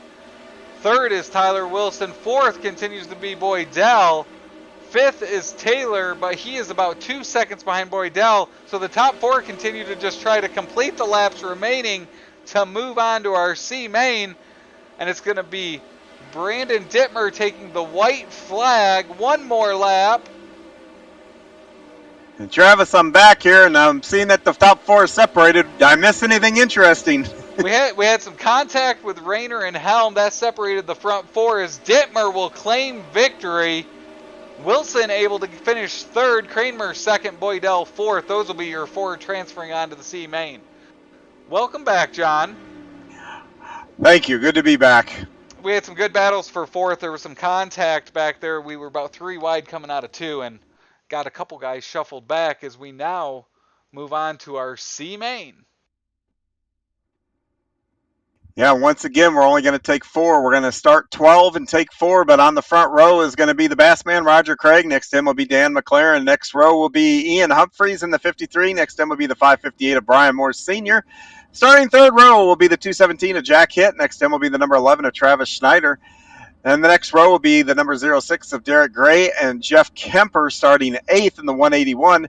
And then our transfers is going to be Brandon Dittmer in the 83. Next to him will be Preston Cranmer in the 07. Tyler Wilson in the 042, our quick qualifier for the night. And GJ Boydell, the 014. That will round out the field here. You can see the 747 of Roger Craig starting on the pole there, carrying the Mike Westbrook colors, that baby blue, and then of course a picture of Mike on top of his wing there. Very cool tribute to Mike Westbrook from Roger.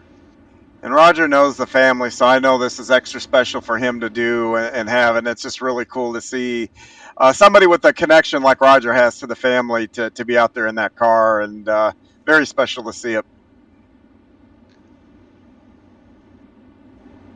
So you've been in enough of these, John. When you're going through this alphabet soup of mains and you are transferring through, what kind of mindset do you have as you complete one race, get right back in it, and get back out on the track?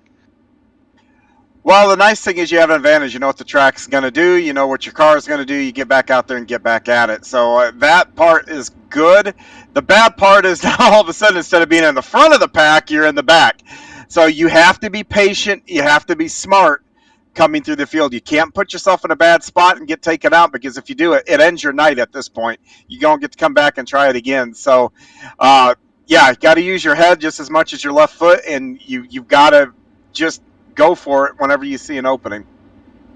So 12 cars, 4 will advance to our B main. And it's going to be Roger Craig, Dan McLaren leading us in. The Steve King Foundation pace truck dives into the infield. And our C main on Hard Knox night is green at Knoxville. Side by side going into 1 and 2. They're 3 wide for second. Roger Craig will lead coming out of 2, but he's got the 88 of McLaren to his outside going into 3. Craig fights back through 3 and 4, slides back up, continues to lead as they go through the down the front stretch and into turn 1. We got trouble in the back. It looks like Brandon Dittmer and the Sams, I think, got themselves Preston Kramer got themselves together. Up front, it's McLaren. Craig now battling Moore Sr. and Hit, as there's about a 5-car battle for those top 4 transfer spots. 3 wide for second coming out of 2. Yeah, and I should mention now, we got 2 more laps than what we had the last one, and a quick qualifier to give you an update. That's going to be Tyler Wilson in that 42. He's up to, I believe, he blinked out there, but he's in the transfer spot as Roger Craig and everybody gets together back there. Roger Craig will come out of it still in 4. Yeah, it's Ian Humphreys. Ian Humphreys and Derek Gray both get caught up in that one. It's Dan McLaren out front, 8 laps to go. He's now got Brian Moore Sr., Tyler Wilson, and Roger Craig behind him for those 4 transfer spots. Yeah, and Roger's got a big gap now. He just needs to worry about clicking these laps off the best he can here, and he's going to move on to the B. So McLaren continues to lead. Good lap, or good spacing on Moore Sr. in that 558. 4 will transfer on to our B main. 6 laps to go now. As a repeat of our D main, the front 4 are able to get some space and just try to count down the laps. As now Tyler Wilson moves up into second in front of Moore. He'll try to get up to McLaren for the lead.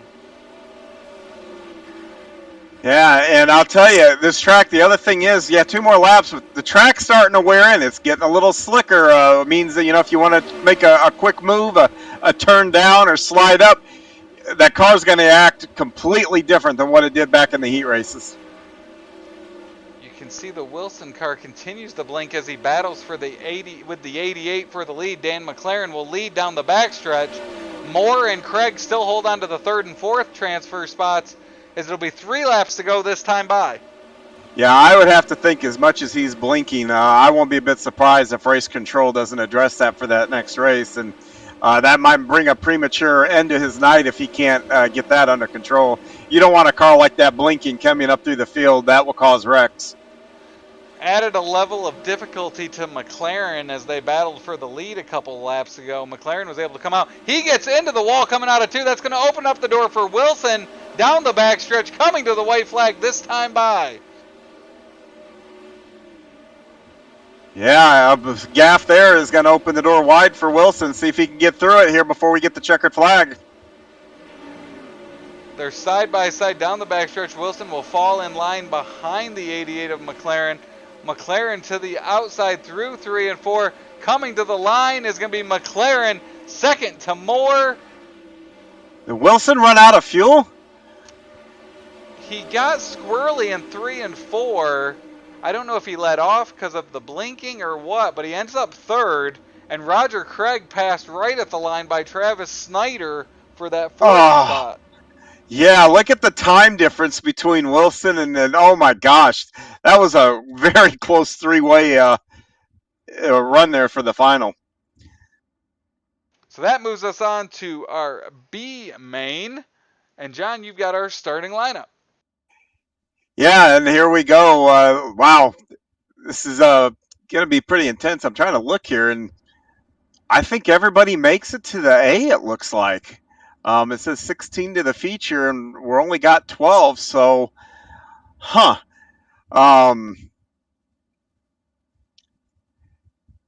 guess we're going to start 28th here tonight. So here we go on the pole. It's going to be the 76 of Mark Gilbert, and next to him will be the number 1 of Joe Canellis, then the 225 of Chris Forsythe. Next to him will be the 94 of Gary Offit. Jeff Sharp will be starting inside row 3. Next to him will be the 999 of Austin Marlett. Next row is going to be Dean Reynolds and Jason Sams. followed by Dan McLaren and Brian Moore. And then our transfers here, I guess Dan McLaren was our transfer, Brian Moore, Tyler Wilson, and Travis Snyder.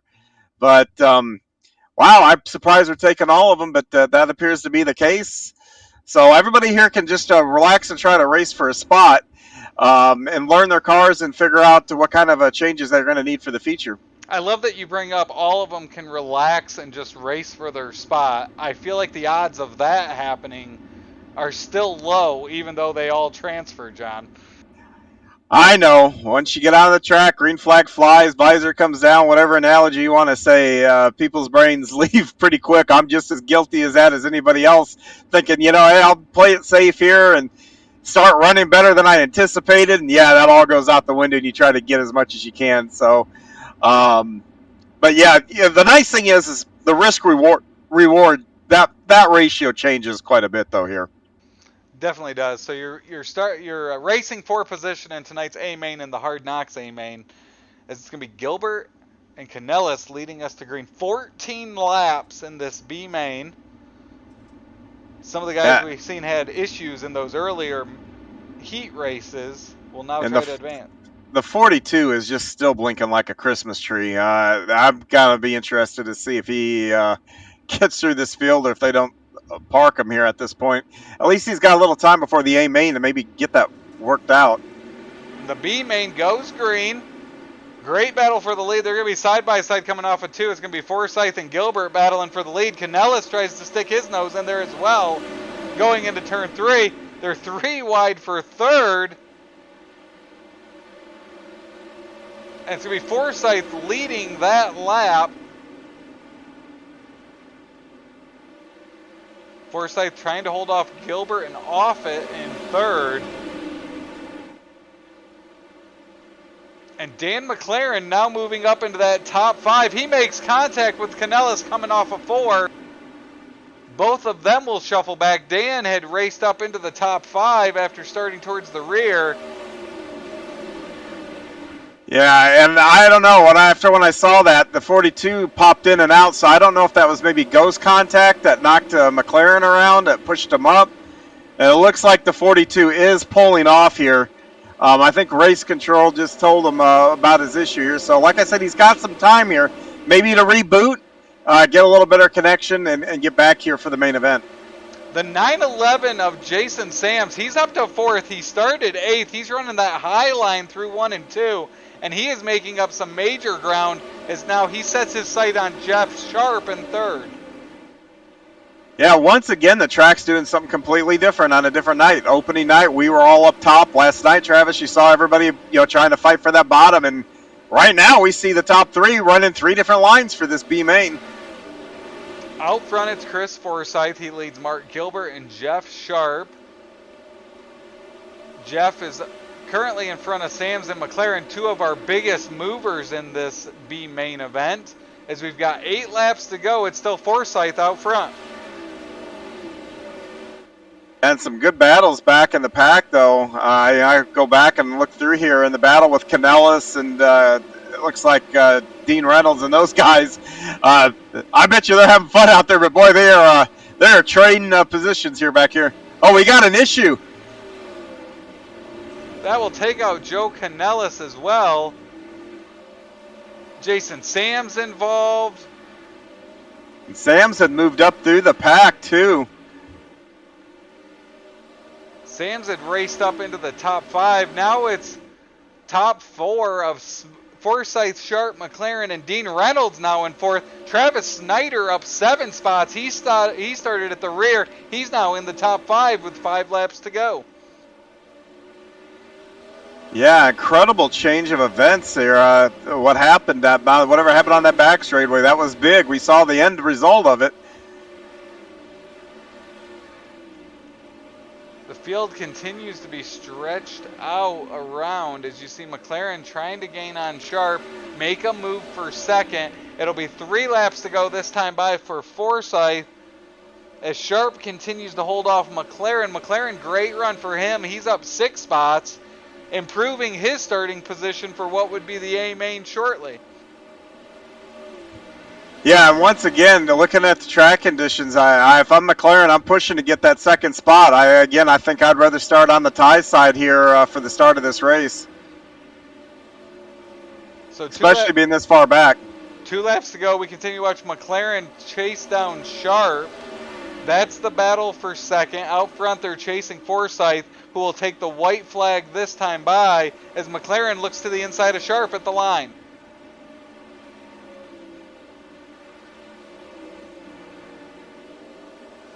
And McLaren gets it going down the backstretch. And coming out of turn number 4, it's going to be the 225 of Chris Forsyth winning our B main. Second goes to McLaren, third Sharp, fourth Dean Reynolds, and fifth goes to Travis Snyder. So that will set our field for tonight's Hard Knox A main. As they get parked.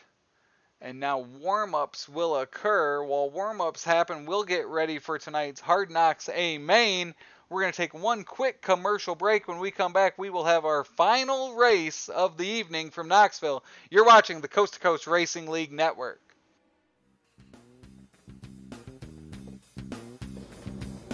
Welcome to the 3rd annual Mike Westbrook Knoxville Nationals for the Steve King Foundation.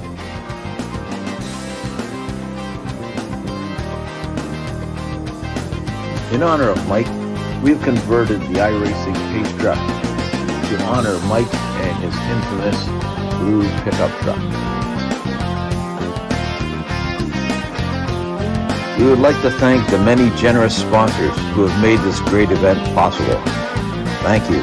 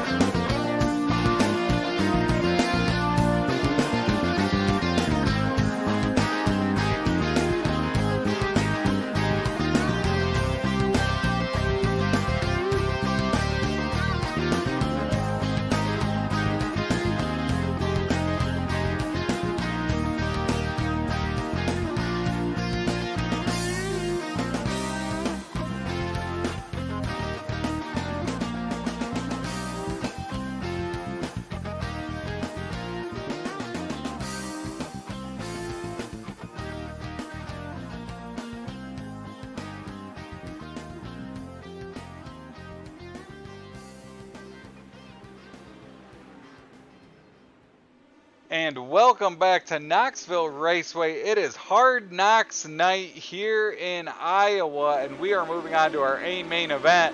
John, we had the alphabet soup of mains to get here. Now that we're here, what are you expecting in the Hard Knox A main tonight?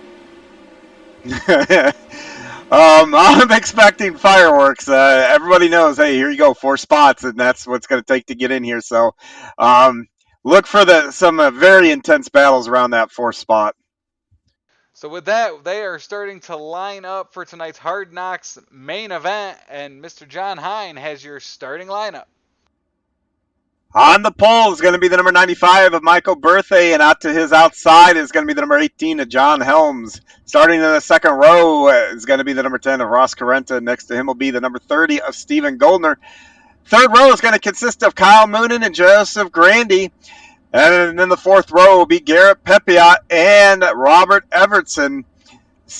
Starting, looks like ninth on the field is going to be Andy Patton, and then Chris Sabaski will round out your top 10.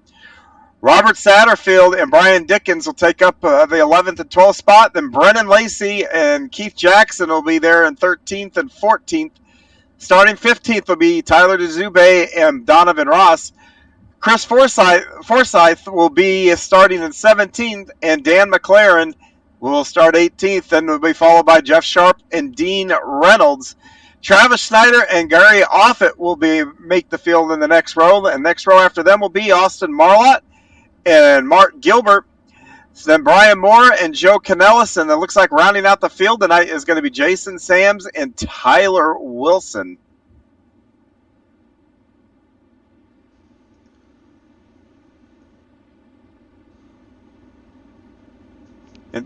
That starting lineup presented by the We Let the Dogs Out for you for tonight's Hard Knox A main event. Yeah, and as they pull out, I'm paying attention to that 42. That was our quick time tonight. Oh, Brian Moore just got disconnected too at the packet loss. But looks like the 42 is not blinking as of right now. So he's going to have a shot at maybe running up through this field a little bit. So 24 laps in our Hard Knox A main.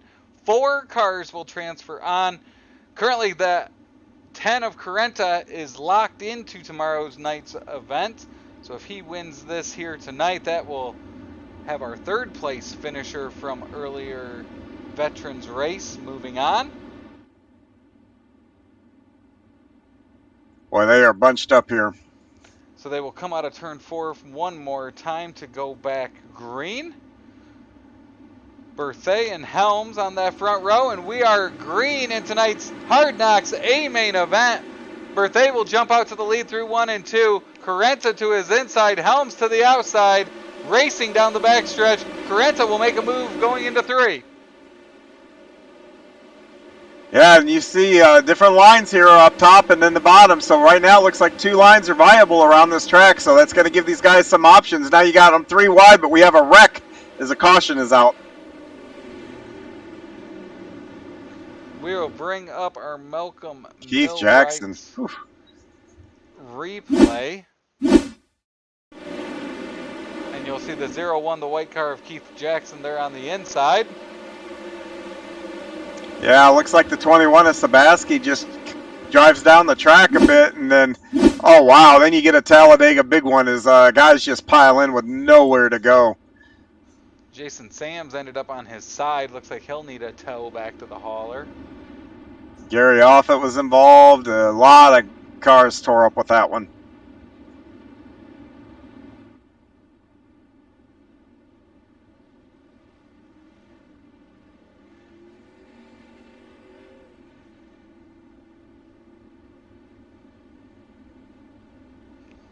But the big move here early on, well, you know, we only ran a lap and a half, but Ross Carenta, though, started 3rd, is currently leading. So he made a big move here to start this race, able to take over the lead spot from Michael Berthay. John Helms is a big loser out of everything, I suppose. If you could say being in 3rd, the loser, it's still a transfer spot, but he went from 2nd to 3rd. Stephen Goldner was able to maintain that final transfer position with his teammate right there in 5th, Kyle Moonen and Gary Pepe out there. So, man, a lot of really fast cars at the front of this field, and can't wait to see them get turned loose again.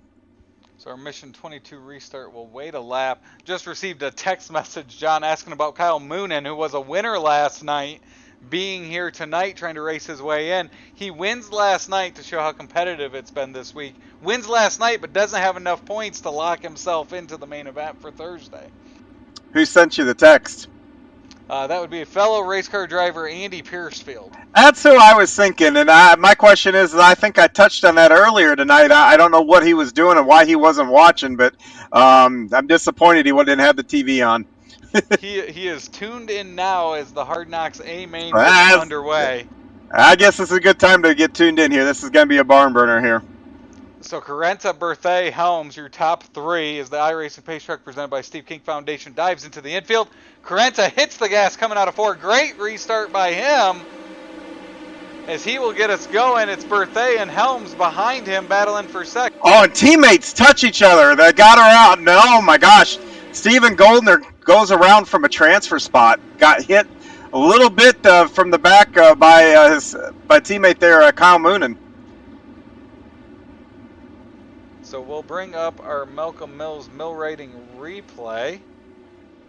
Yeah, I just don't think Kyle could have reacted quick enough. He looked like the 30 may have gotten just a little loose, and consequently scrubbed speed. And Goldner is on his side, so he's going to have to take a tow after getting hit a second time.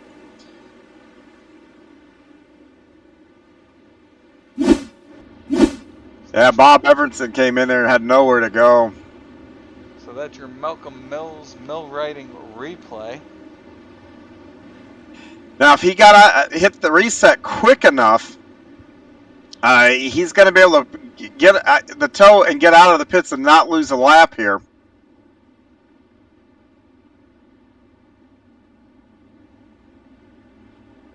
But those are two good friends as well as teammates, and I've gotten into my teammates, and my teammates have gotten into me, and there's an awkward moment, I suppose, but yeah, it's actually an advantage because your teammate's not out there to wreck you. So it actually, in a weird way, is better because it's easier to calm down and get refocused. If he would have gotten turned by somebody else that maybe he doesn't have that rapport with, it's easier to see red. So in a weird way, I'm not saying it's preferable, but in a weird way, getting turned by your teammate can be a little more beneficial than getting turned around by somebody maybe you don't like as much, I guess I should say. So the lights are off. The Steve King Foundation pace truck out front. That means Carenta and Berthay will bring us back to green. 22 laps to go once the green flag waves here in our Hard Knox A main. Carenta had a great restart there. He'll do so again coming out of turn 4. Setting the pace into turn number 1. Behind him, Berthay, Helms, and Moonen battle for second. That top line coming back in, John, and it still looks as rough as it's been all week. Yeah, it does. And there's just a trick. Oh, there's contact with Berthay. He goes down to the inside. Two cars in transfer positions now lost. So Berthay will end up on pit road in the infield, so we'll stay green out on the track.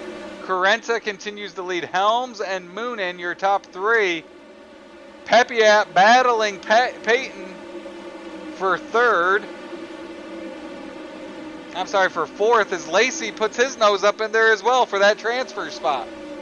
Yeah, and like you said, I'm watching Garrett's car up top there, and that car is bouncing around, and I can tell you firsthand how bumpy it is up there, and there's a trick to getting to it. It's all about how you use your throttle as you're going through the bumps. It helps manage the car. Oh, and now Moonen's into the wall. He's out of a transfer spot. Moonen keeps it going. He'll fall back to 6th as the caution will come out. It looks like Austin Marlette has issues.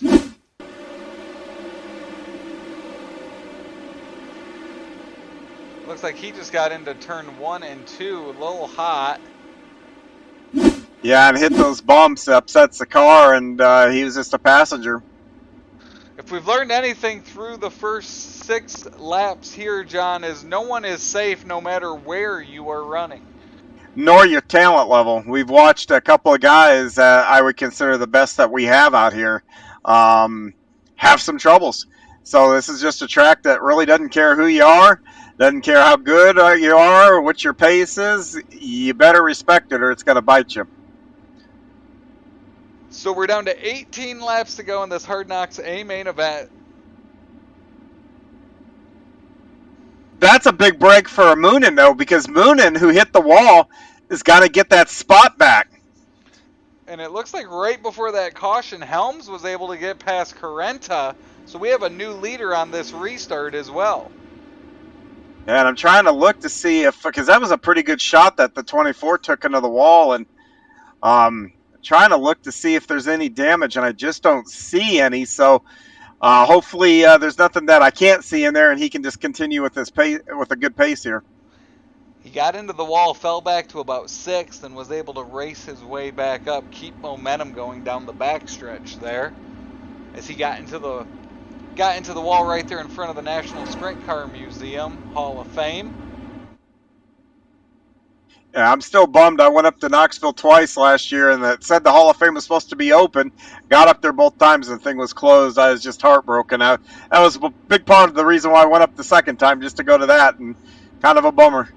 Andy and I visited the Georgia Motorsports Hall of Fame in Dawsonville the other day. They've Very got, cool. as expected, plenty of Elliott gear. As we'll go back to green here, it's Helm out front in front of Carenta. Good restart for Helms there as Carenta now falls in. Moonen in third. He looks to make a move on Carenta down the backstretch. Safe to say Moonen didn't suffer any damage. He's up on the wheel here and still got plenty of pace in that car. Pepier holds on to that 4th and final transfer spot. Brennan Lacey in 5th. Pat and Satterfield also round out the top 7, so plenty of fast cars trying to get up into that top 4 transfer. Yeah, and you see Moonen and Pepiat on the bottom, and now Pepiat goes up top, so still two different lines of thought here. Guys are doing different things, two different lines. Moonen to the inside of Carenta through 3 and 4. Carenta will have momentum from the outside as they hit the front stretch, but he's still got Moonen to his inside at the start-finish line. And Carenta bangs it off the wall up top there. It's going to kind of hurt his momentum on corner exit. That's going to allow Moonen to get a little in front of him as they go into 3. While they battle for second, it's Helms pulling away up front, now over a second lead with 14 laps to go. Moonen will clear Carenta as Pepier now tries to move to the inside, but Carenta battles back on that outside. Yeah, he has a lot more momentum when he doesn't tap off that wall there. But Pepiat now has his hands full with the 414 of Brennan Lacey right behind him. So Pepiat in that 48 holds on to that 4th and final transfer spot. Lacey trying to get up in there as Carenta continues to use that outside line. Yeah, and he looks pretty even now with Garrett. And Garrett gives a big wiggle, and that's going to give Carenta an advantage to his outside.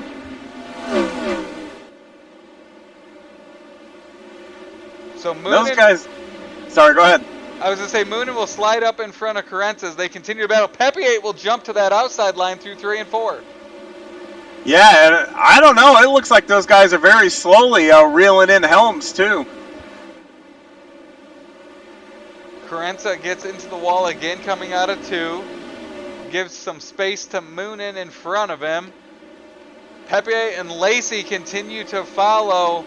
Lacey looking for a move on Pepier to get that 4th and final transfer spot. Unable to make a move yet. 10 laps to go at Knoxville. Oh, as you say that, we got another caution. Tyler Wilson, our quick qualifier of the night, is running into some trouble here.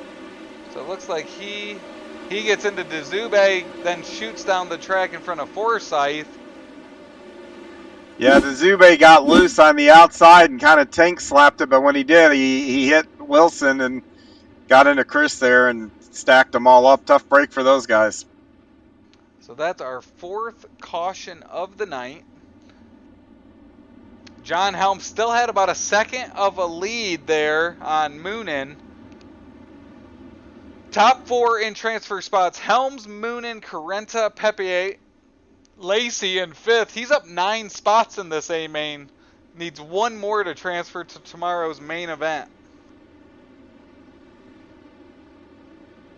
Yeah, he's been all over the back bumper of Pepe out there. But the big thing I'm going to be closely watching, like I said, I kind of felt like those guys were starting to reel in Helms there on the outside while they were running the bottom. So see if that continues, and if it is the case, we may have a battle for the lead here after we go green. But one of the things that aids that, when you're on the top, you really have to start pedaling it for the bumps and not hitting the wall. You can't carry quite as much momentum around there as you could early on, and that gives that bottom. All of a sudden, running that bottom, you can carry momentum as you can roll the corner, roll the center on the bottom, keeping the car as straight as you can and driving it up out, and all of a sudden that line will become quicker. So Helms and Moonen will lead us back to green. To finish my my story on the Georgia Motorsports Hall of Fame, John, they had an Aaron Crocker sprint car in there. A lot of dirt stuff as expected with all the dirt tracks in Georgia. And then also the Moonshiners Hall of Fame also has a spot in that Hall of Fame up in Dawsonville. Oh, tell me Junior Johnson's in there. He is in there. He all right. the Moonshiner. Oh man, I'm going to that. I'm all right. That just got added to my bucket list. So Moonshiners Hall of Fame. the final line of his plaque says he never got caught. Awesome. So Helms will come out of 4. We're back to green with this Mission 22 restart. Helms gets a gray start over Moonen. Carenta, Pepier continue with Lacey in 5th looking for a spot. You see the 10 of Carenta shoot to the inside there on that restart after he ran up top a majority of that last green flag run. Yeah, he's down there now, and that's going to take him a lap or two to get his timing down there, and that's going to move Pepe out to the top. See if he can make that top roll there. That's going to open the door, though, for the 414. Look at that. Carenta will slide up in front of Pepe coming out of 4. They'll be side by side down the front stretch as Lacey now on the inside of Pepe going into 1. Yeah, and that forces Garrett up high there, and let's see, and Lacey gets a great run off of 2 and is still right there next to Garrett Pepiot. So Helms has started to pull away again up front as they race behind him. Pepiot now on that outside line, Carenta to his inside. Further to the inside is Lacey. They'll reel him in down the backstretch from that outside line. Yeah, and all of a sudden, Ross is outside looking in. But remember, Ross got that transfer spot earlier, so he's already locked in there. But we got another caution. Looks like it's going to be the 704 of Tyler DeZube.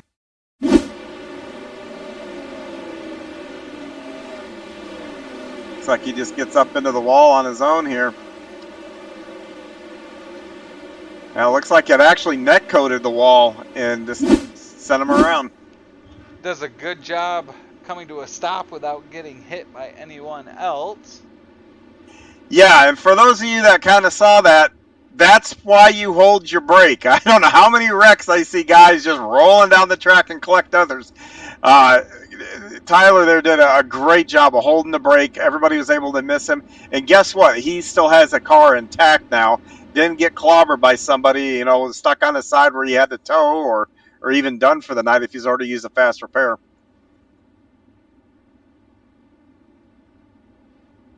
John Helms will lead. We've got 5 laps to go here in the Hard Knox A main from Knoxville Raceway. It's night number 3 of the Mike Westbrook Memorial Knoxville Nationals, presented by the Steve King Foundation.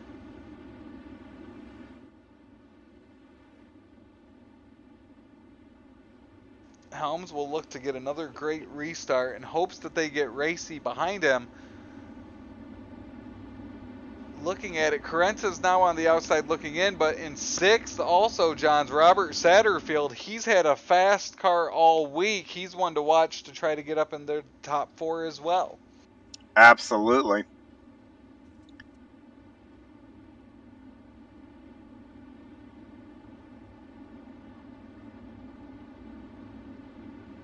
So the lights go off the Steve King Foundation pace truck.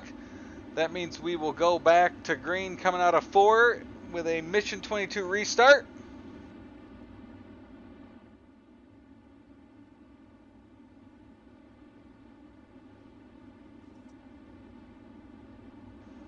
As Helms now has Moonen behind him. Lacey up to 3rd. He started 14th. Great A main for him. Yeah, and that 55, though, is on the outside looking in, 4 laps to go. I think he's going to be the guy to watch. How aggressive will he get here to try to get those final 2 spots? And Helms goes back to green, jumps on the gas. He'll dive into turn 1 with a lead over Moonen. Moonen looks to the inside. Lacey's on his inside coming out of 2. Pepiot's into the wall at the outside of transfer spot now. Pepiot will drop in the field and the caution will come out.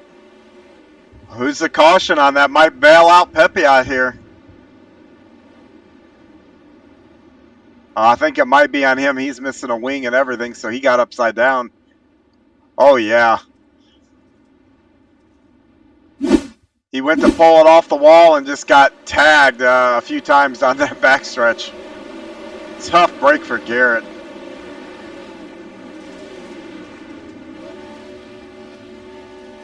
And those are the ones you kick yourself. You go to bed at night and they're still on your mind and just kind of eating away at you because he had such a fast car in a transfer spot, and just the smallest of miscalculations there is going to take him out of that transfer. And with the limited laps left, I'm going to say that's going to end his chance at transferring out of this race.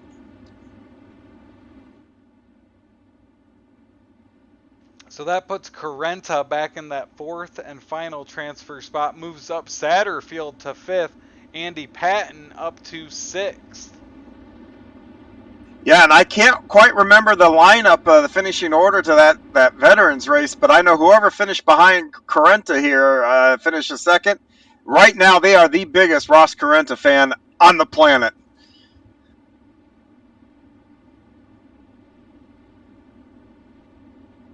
And Ross is the guy that runs Velocity Race Designs, does a lot of one of the best painters that I've seen around. And I think Ross is having a good night, I guess, paint-wise, because I'm pretty sure Ross has done the paints at least for the second, third, fourth, fifth place car. And he also done Garrett's car. So good night for the Velocity Race Design cars. I went back and looked, John. Third place was Andy Patton, so currently sixth. If Carenta transfers through, that means Andy Patton, currently running sixth, would transfer from that veterans race. Yeah, so yep, Andy's rooting for Ross at this point.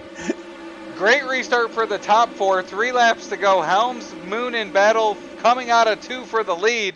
Lacey watches from third. And Helms right up against the wall in 3 and 4.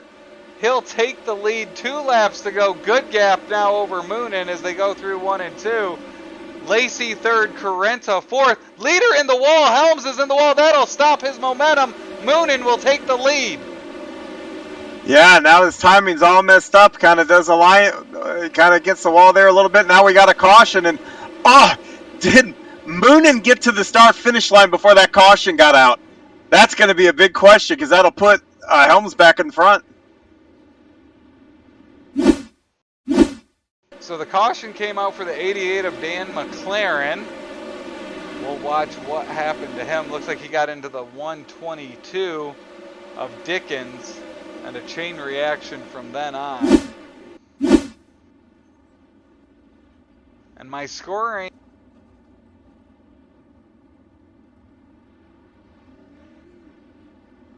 Well, it's got Helms back in front. Well, at least on track right now, Helms is in front of Moonin. It looks like Helms is in fact going to be the one to pick up the pace car. So we'll have a green-white checkered. That's a big break for Helms here. I mean, Helms still held on to a transfer spot. I tell you, the guy on the move is Chris Sabaski. I think he had some trouble a little bit earlier. And has come back through the pack here, and now he's behind Satterfield. But I tell you, the guy that's in the weirdest spot is going to be Andy Patton. He's looking up there at the transfer spot, just a couple of spots in front of him. But he's rooting for the transfer spot. He wants him to stay there because that'll put Andy in the show through the veterans race.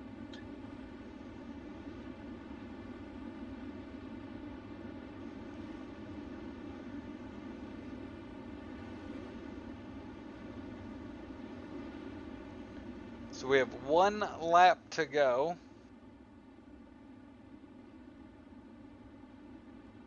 Helms up front, Moon in second, Lacey third, Carenta in that 4th and final transfer spot here at Knoxville. It's the Hard Knox A-Main.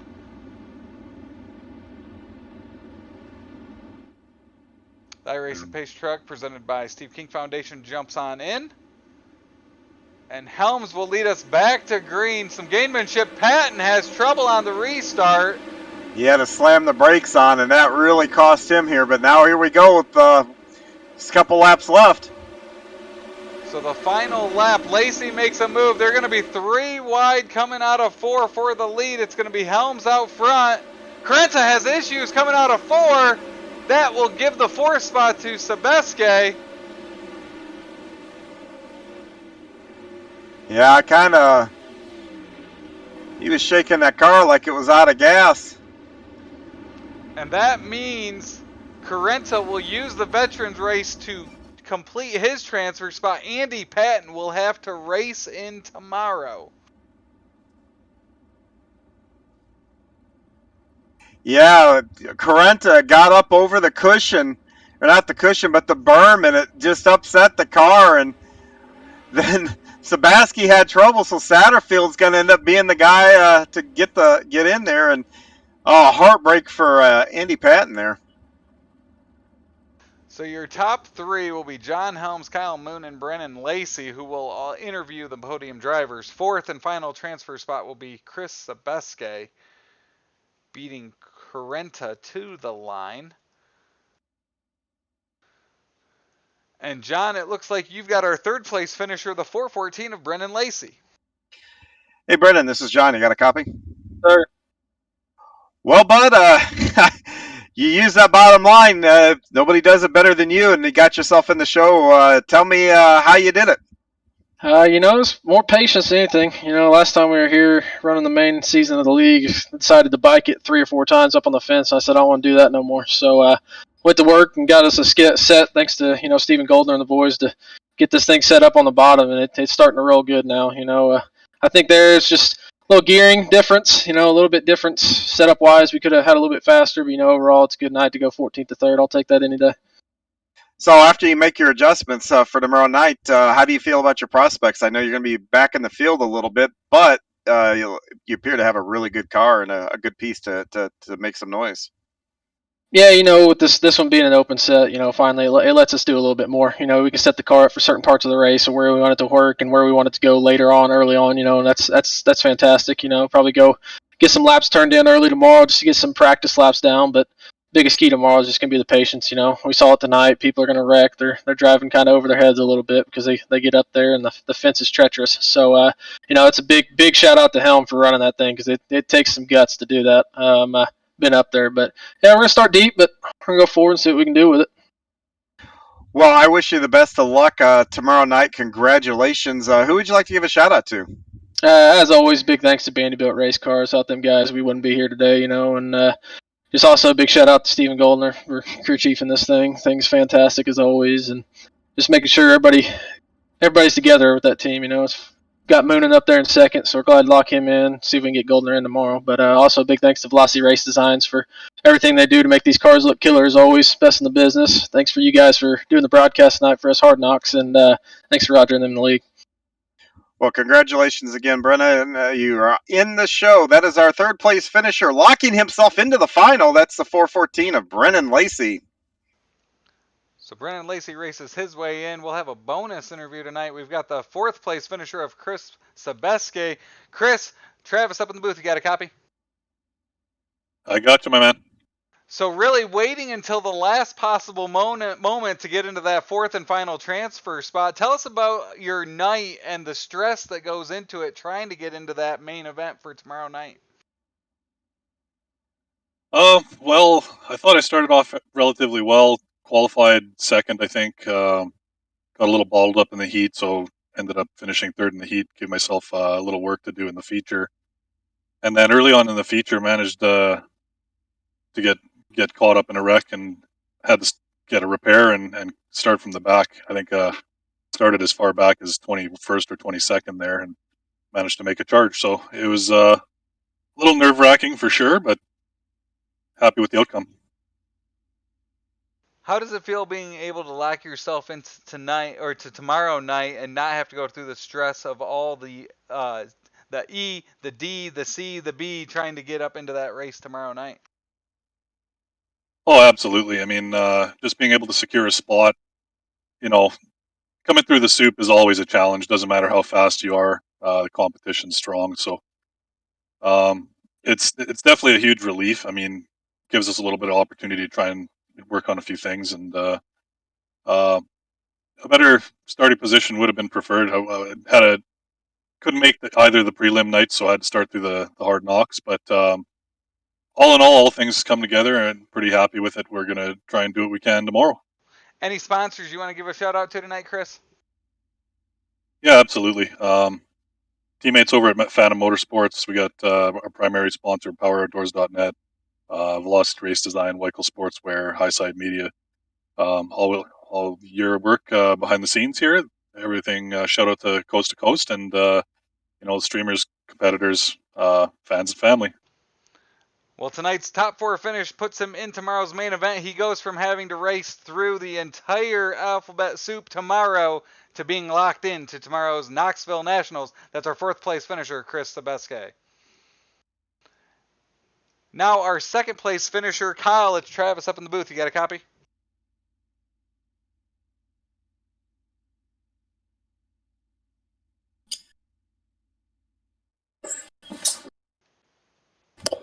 Hello? Kyle, you got a copy? Yeah, I gotcha. So it got racy up front. There was a handful of you guys really there battling from second on. Could you kind of walk us through that battle to stay in a transfer spot tonight? Yeah, it was just kind of a wild race. Feel bad there for at the beginning wrecking Goldner. I think his wing was a little messed up. Slowed down quite a bit, and still not the guy I wanna put in the fence for sure, because he'd be a contender. So last night you picked up the victory, didn't have enough points to lock yourself in, so put a little bit of extra pressure. Now you don't have to start in that C main tomorrow. How does that change your strategy going into tomorrow night? Just actually it kind of makes it a little bit easier. At least I'm in there now. There's a ton of laps. I can be a little bit more patient and let stuff wind down. I don't have to worry about making it through, because that was going to be a tough field through the C. Then starting at the back of the B, on a pretty much clean track. So this definitely made it a little easier. Well, it was a great run again tonight, Kyle, to lock yourself into tomorrow night. Any sponsors you want to give a shout out to? Just all the guys at Vandybilt, Ross Crenna at Velocity Race Designs, everyone at the league, and you guys for the broadcast, the Steve King Foundation, just everyone that puts these races on. It's a pretty cool deal. Well, congratulations, Kyle. We'll see you tomorrow night in the Knoxville Nationals. All right, appreciate it. Thank you. John, you've now got our winner of the Hard Knox A main tonight, John Helms. John, this is John. You got a copy? Copy, loud and clear. Well, first thing I got to ask, this is a 360, not a 410 race. Looking at these lap times, dude, you were a second faster than everybody else on the track. Very impressive. That high side got a little treacherous, so walk me through how you were running that and then getting through those bumps. Yeah, like when you enter the high side, you got to be really. You got to finesse the high side. If you don't enter it correctly, you just slide up to it and smack the wall. So when you're entering, you have to enter like 100% straight on the cushion, and it will grab your right rear and hook you up. If you don't, man, you're going for a ride. It gets pretty scary up there, but most of the race I was just taking it easy, making sure I locked into the main. I didn't want to risk anything that was unnecessary. Well, mission accomplished. You're in the A there, and toward the end, though, you almost got into it a little bit with that wall. Caution came out. What was your thought process after that happened? And you got your spot back, but on that restart, what was your mindset?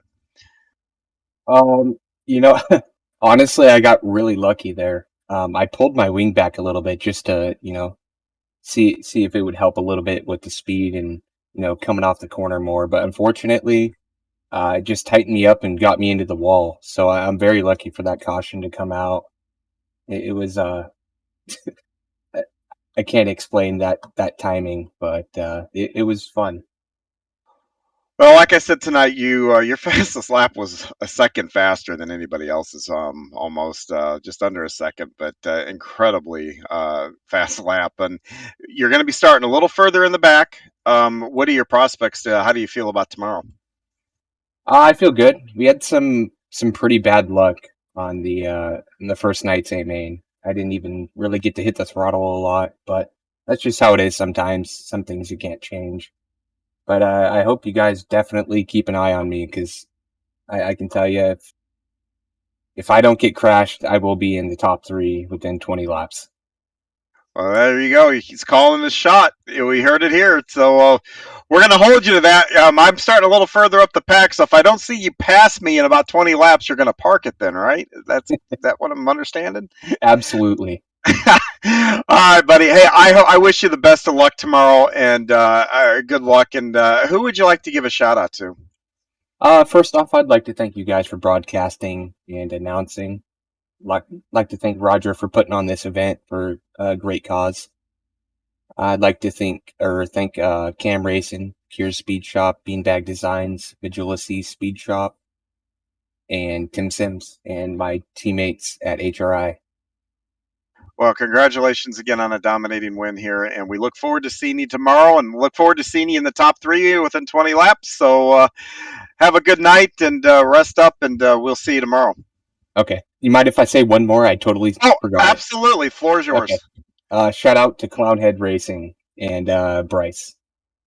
Thank you, guys. There you go. And John, thank you for coming in and being a part of it. We're happy to have you here. Absolutely. You guys have a good night.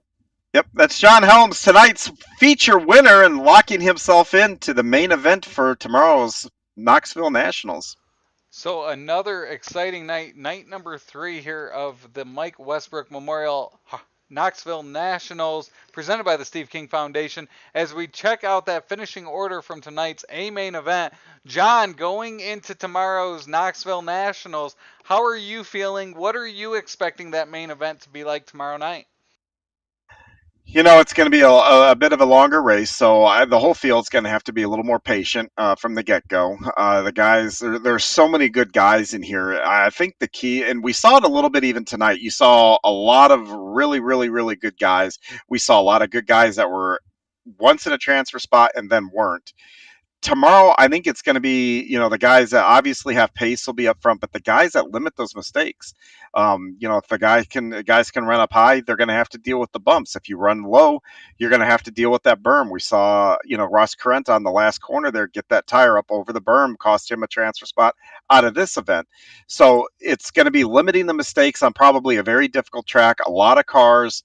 A long race. That track is going to get very, very slick by the end of that. And everybody that can manage themselves, manage their patience level, manage, like I said, manage and limit the mistakes, those guys are probably going to have a pretty good night tomorrow. Well, it was another exciting night from the Mike Westbrook Knoxville Nationals presented by the Steve King Foundation. Tomorrow night it will all start with the F-Main, the Knoxville National Finals presented by Langton Mechanical. We appreciate you tuning in. All the exciting action tomorrow night will be on the Coast2Coast Racing League. Marty Chakala will be on the call, so make sure you tune in for him. And John, best of luck to you tomorrow night. We'll all be watching and cheering for you as one of our favorite broadcasters on the air. Other than that, have a great night, race fans, and we will see you tomorrow night at Knoxville.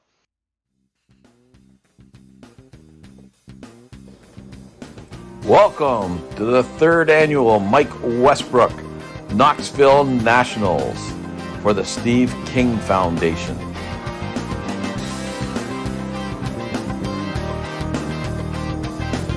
In honor of Mike, we've converted the iRacing pace truck to honor Mike and his infamous blue pickup truck. We would like to thank the many generous sponsors who have made this great event possible. Thank you.